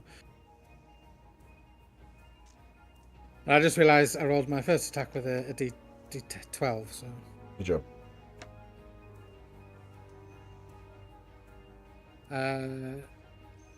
11 slashing. 11 slashing. Nice. Oh, I've not added my...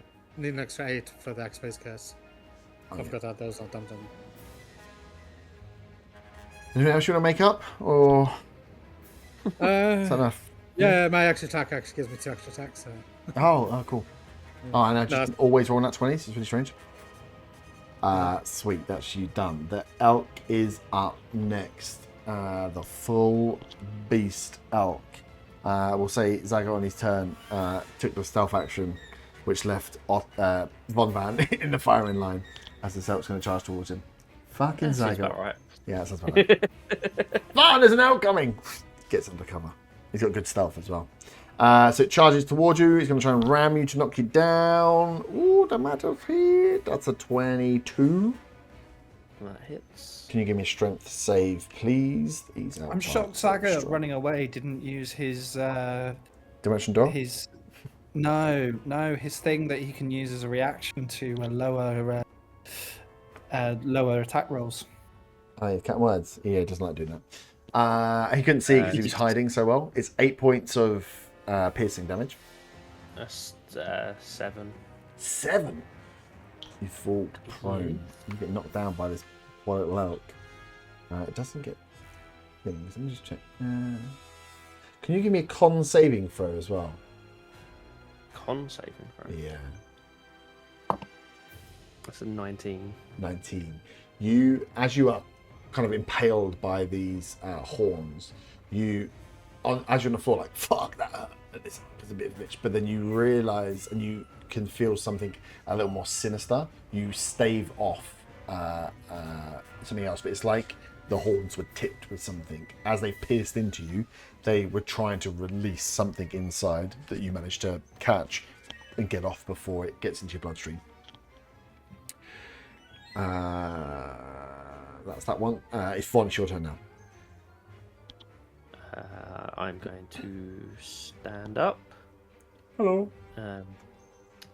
Use primal savagery on the elk in front of me. Yes. So that is a 18 to hit. Yep. 3d10.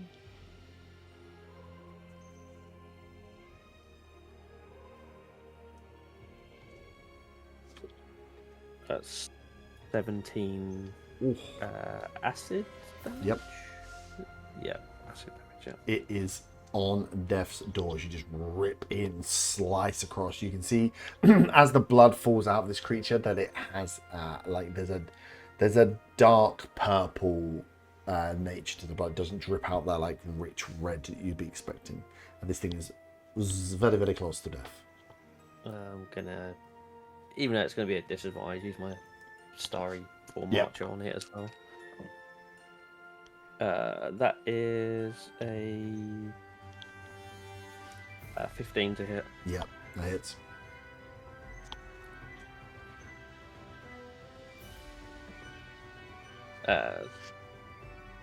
That is 14 radiant damage.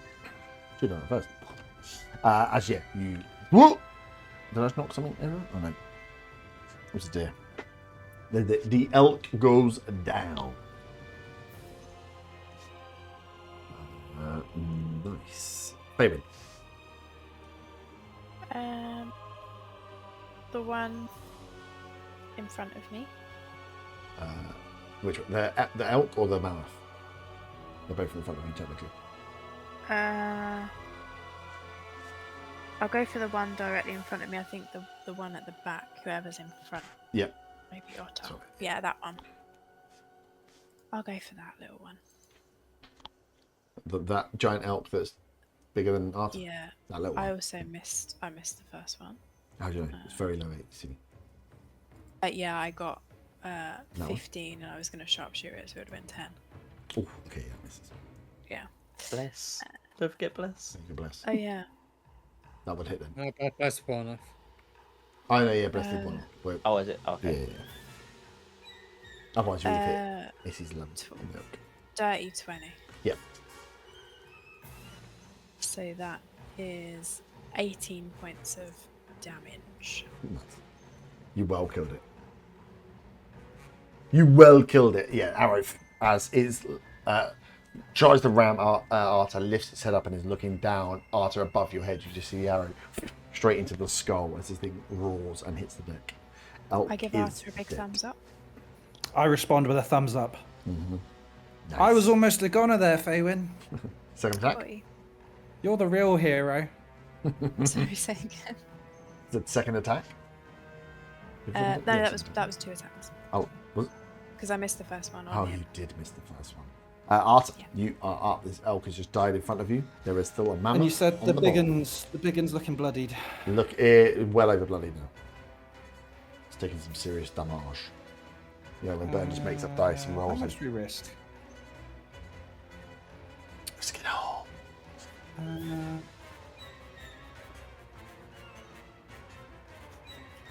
Let's redo that. That'd be fun.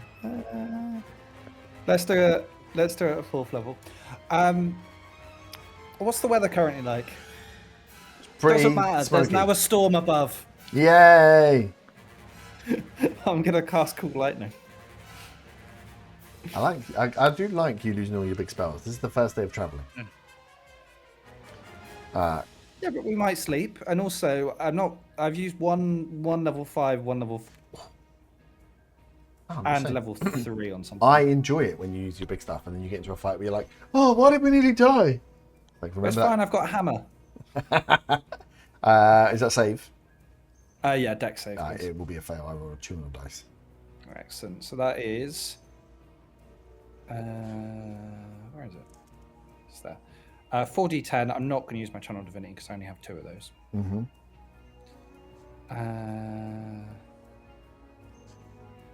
It takes 23 points of lightning damage and gets pushed back 10 foot because I did lightning damage. Nice. Scooches back. Oh, 10. it might not actually get pushed back, Is actually. it 'cause for a it's size big. of creature? It's- Yeah. What size is it? Huge. Okay. Yeah, no, it's only when it's large or smaller. So no, it stays where it is. Sweet. Nice. It's looking well fucked up as it is its go. It's going to. You are the man in front. It's just going to try and husk. Or Otar. That is a 22. Yes, that hits. I have plus 10 to attacks. I missed so many of them. 10. Oh, that's rubbish. 19 points of slashing. And you were close, but you weren't close enough to be. So you weren't rammed. So you didn't get knocked over, and it's your turn. Okay, I will have an attack with it. 17 to hit. Yep.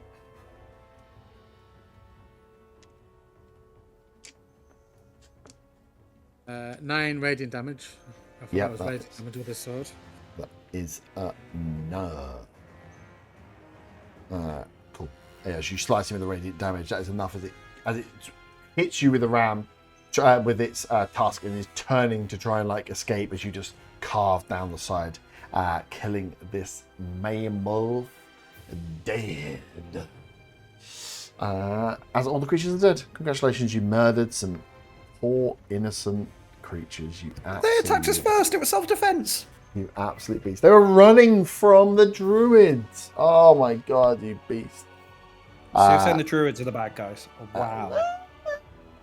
Yeah. If we had any druids in the party, they might get upset, right? Yeah, as the mammoth goes down, you can see, being this close to it as well, that this is mammoth sized. Looks like a mammoth, has tusks, have horns, but its skin is this like mesh of vines and leaves where there would be fur, and there are like rocks and points, and you see the tusks are kind of made more of like a stone material than a bone material. It's very strange. The elks look like normal elks, but Von, you had noticed that there was something definitely either tipped on the horns or within the blood of this creature. I would like to gather some of the blood in the vial.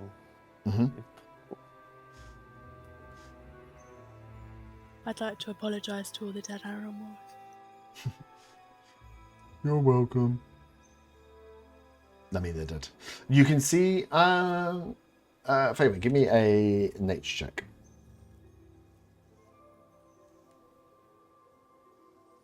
That is a 23. 23. These elks were just big elks that you can see, and across the like ground scattered here, you can see where like squirrels have been trampled, where there's a few like dead pigs. When you get to this huge creature, this like mammoth style creature, you know that this and you get the feeling from being close to it that this wasn't a creature of this plane, that this was a fey beast, that this was a huge fey like monster that has found its way to the material plane and it's just been murdered. Do I sense any tingle in my Feywild shard? No, it's dead.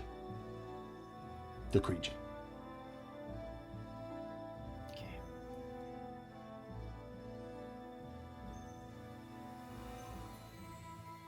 Sweet. So you get a sample of the blood.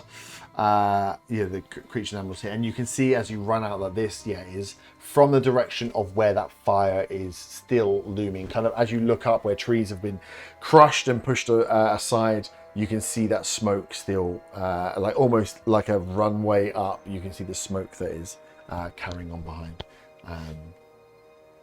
You can carry on with your journey as you will. You didn't fail. You killed the things. You didn't run, so you can continue in the same direction. So for the rest of the day, you move on a south or westerly point. Are you wanting to take short rests at all before moving on? Or are you going to wait for evenings? Thinking about healing and stuff. If anyone was hit. I probably need a short rest of some kind, just to, catch my breath and 40 hit points. Foul shall. So yeah, you can take a short rest. That's fine with everyone else, of course. Yeah. Yeah, I don't mind. Yeah. Excellent. Travel for a full day anyway. That should be enough hit die. It was exactly enough hit die. Look at me predicting it. Yay! I needed 44. I rolled 44 exactly. As you are very happy as you take the short rest and heal, it's like, next time, why don't you just dodge out of the way, you idiot. He doesn't have to call you an idiot, though, does he? What did he call you? They were portaling through trees. Yes. That big one that ran through. It ran through the tree and came out the other side. That's something we haven't seen before, other than when we, dumped dead bodies through. Mm-hmm. We should keep an eye out for that sort of thing.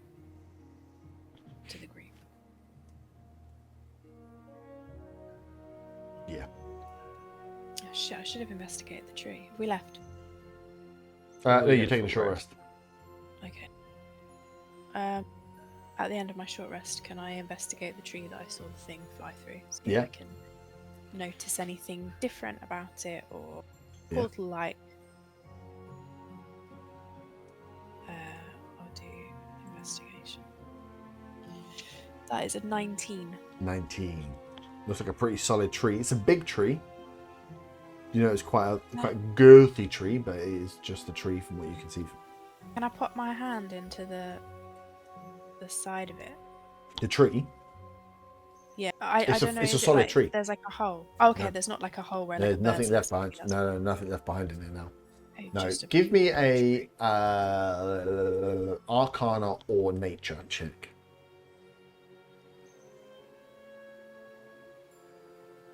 21 Arcana. 21 Arcana. You know that as a magical ability, you did this. Like Bond did this. He has ability to move through trees. So it's not super surprising that you've never seen it before.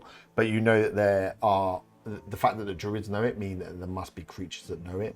Probably fey creatures at some point know how to use that magic to get about the forest quickly. Things like dryads would probably go through there. Like the fey beings that are like part wood, part humanoid, definitely live within these forested areas. They would have abilities like that.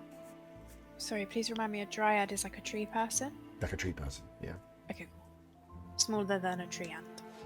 Yeah. Not like a tree person, not like a person whose skin is bark rather than like a tree that is animated, which is a tree ant. Right, Yeah. right. Cool. So yeah, you guys carry on for the rest of the day without any incident. You can perch up in the tiny hut for the evening to sleep, or you can push on through to the next hex, but you cannot take a long rest. What would you like to do?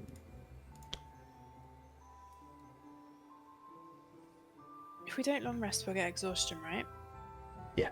Yeah, you will It's just roll that for we can't exhaustion. rest. But we can't long rest with You the tree can hiding. long rest. You can stay in the hut for 8 hours and get a sleep, which you could do You can do the short rest benefits for, which stops you having to roll for exhaustion.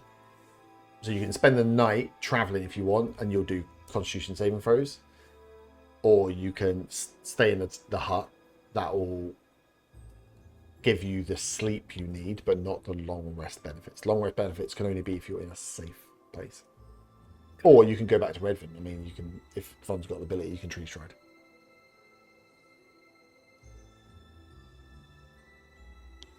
So you've completed the first hex.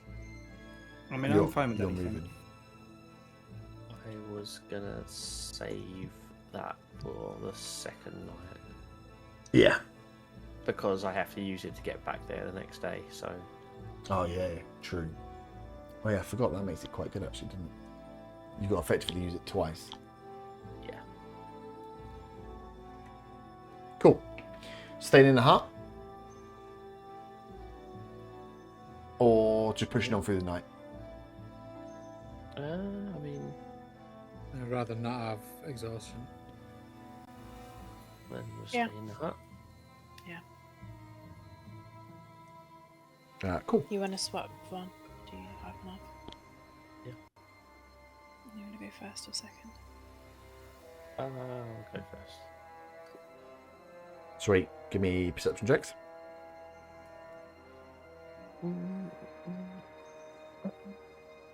And that is a 25. 25. Nice.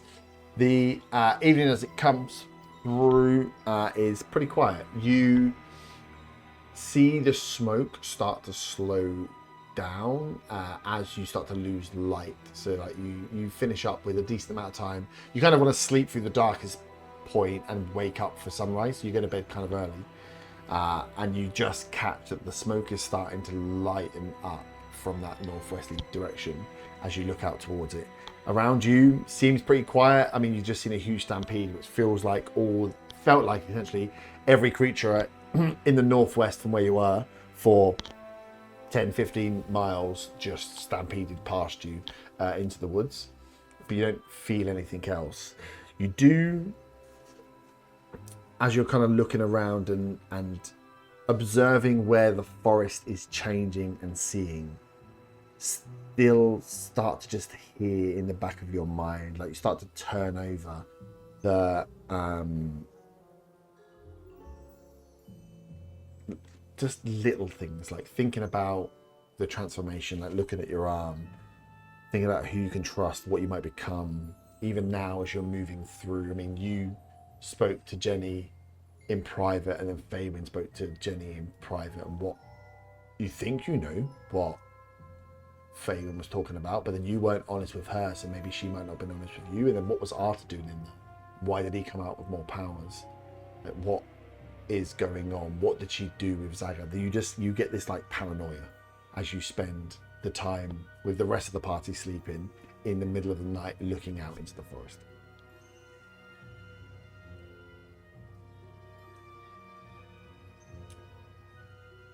As you kind of almost are in your own mind, Fabian, as you wake up to kind of change over, you don't get the nudge to be woken up. You kind of just naturally have that like body clock piece to wake up once you've had your 4 hours. You see Von is just like almost staring down at his own hand, not really concentrating on what's going on outside the bubble. Is his arm out and deep purple? No, it's just his hand, but his hand now is deep.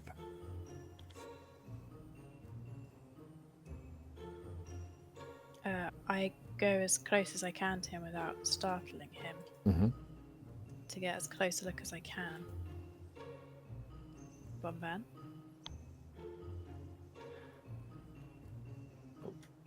Faywin? I'll give a click in front of his eyes just to get his attention. Sorry, hello. You didn't wake me for watch swap. Are you okay? As I gesture to his hand. Time already? Yes, it's been kind 4 of like hours. just kind of like just put my hand in my pocket or something and just kind of shy the hand away. I was like, oh yeah, yes, everything's fine. Can we do contested strength for me to grab his hand? Pull it out of his pocket. Because I've seen it by that point. Yeah, if you want to grab his hand. This is where you get attacked by the tadpole like Jenny. Right. That won't get you, boy.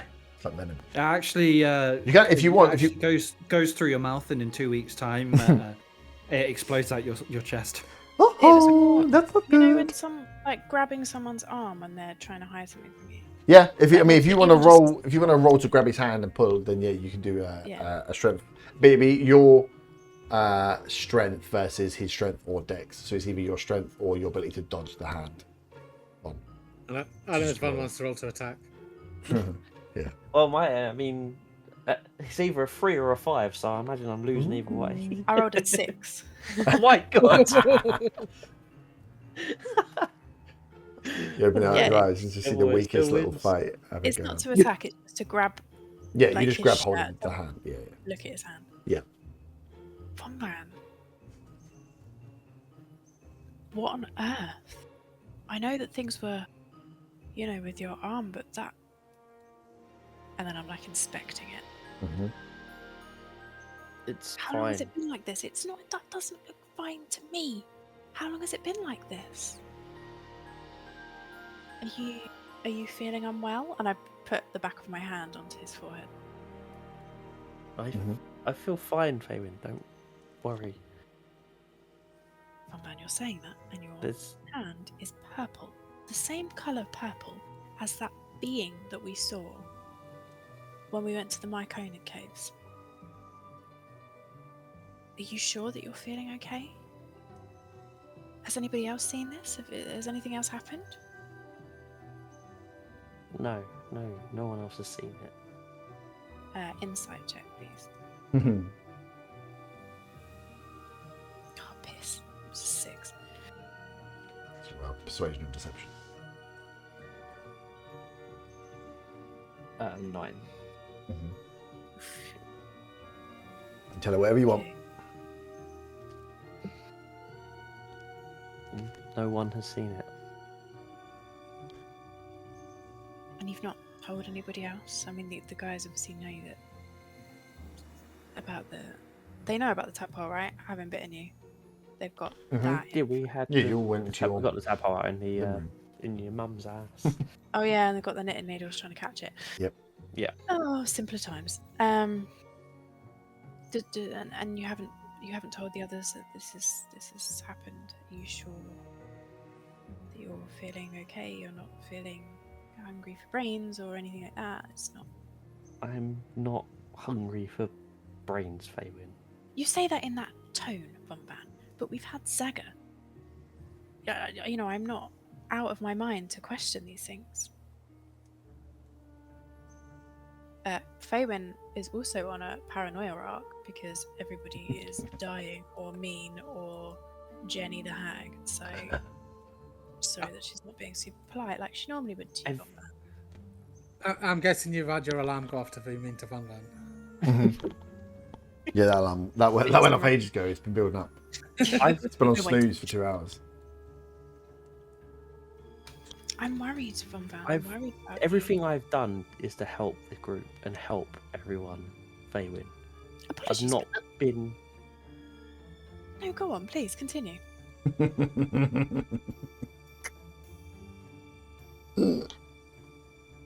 I've done it all for good, what I've done. And you say that almost as an accusation that perhaps I haven't? I'm not saying you haven't. Well, I don't quite like your tone.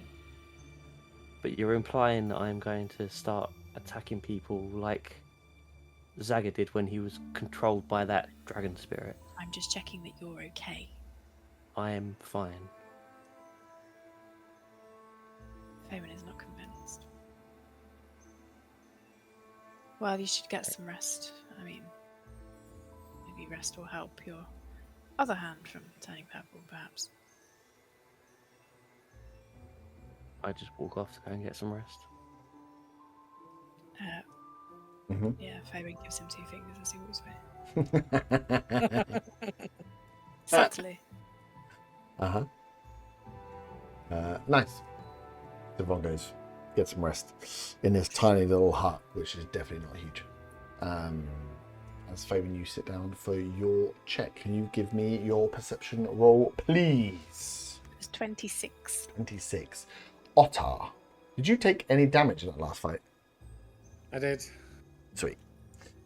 You notice 2 things, Faywin. First, around Otter, where he's sleeping peacefully, are at snooze, that kind of like around his like arms and his upper body, where he's healing, and again, like D&D healing's fucked up, right? You're gonna short rest, you're gonna heal anyway. But where there was some wounds, you can see there was some damage taken, where he'd maybe like spilt a little blood. That on those areas where he's sleeping, where he's kind of rolled over, that there are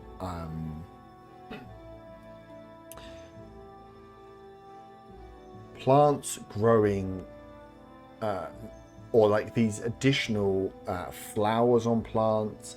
There are these weird, like, you didn't notice them when you came into this area. The area you picked to settle in, it was pretty clear of foliage. It was mainly just grass here, but now, like, around Otter in different places, there are plants that have like sprouted out of nowhere. Some of them are like little bramble bushes. Some of them are like flowers where there's only like 3. All of it looks unnatural.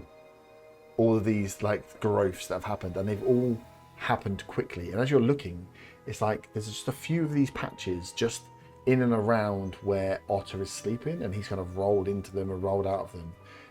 And it is just the weirdest thing, because it's like plants that look like they've maybe been trashed a little bit, or they're just grown in a certain way. Some of them where they've got like blossom that extends out. All of it just looks wacky as hell, as Otter peacefully just sleeps away. Are they normal plants or just not normal for this area? They look weird. They don't look like normal plants. They look what do you got, like a 26 in you?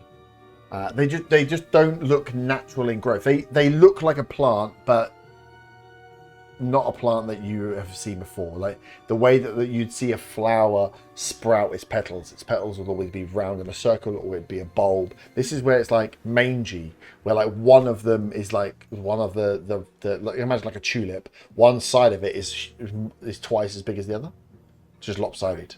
And it's just like, what? And then there'll be like these plants that are growing out with stems, and on the end of the stem is like a bush rather than like a flower. Just all of it is natural, but all of it is unnatural when placed together. Like you've mixed and matched plants. And you catch with a 26 as a drop of Arthur's blood hits the one of these plants, and it just grows straight away. As you see that and you're concentrating on what's going on here, and you're about to like, what the you feel the where do you keep the Feywild shard? In a necklace around my neck. You feel the light, and you feel a warmth from that shard as you kind of notice just you are illuminating some light as it pulses gently. As you go to hold it, can you give me a wisdom saving throw, please? That is a Fireball. 20. Nat 20, nice. Immersion. You hear and you feel as you hold it a voice, and you no, we'll start with that. As you kind of hold onto this thing, your eyes naturally close as you feel the warmth, you feel the energy come off the shard. You can almost feel the heat and the light that's pulsing in your hand. You hear a voice just say, "Help."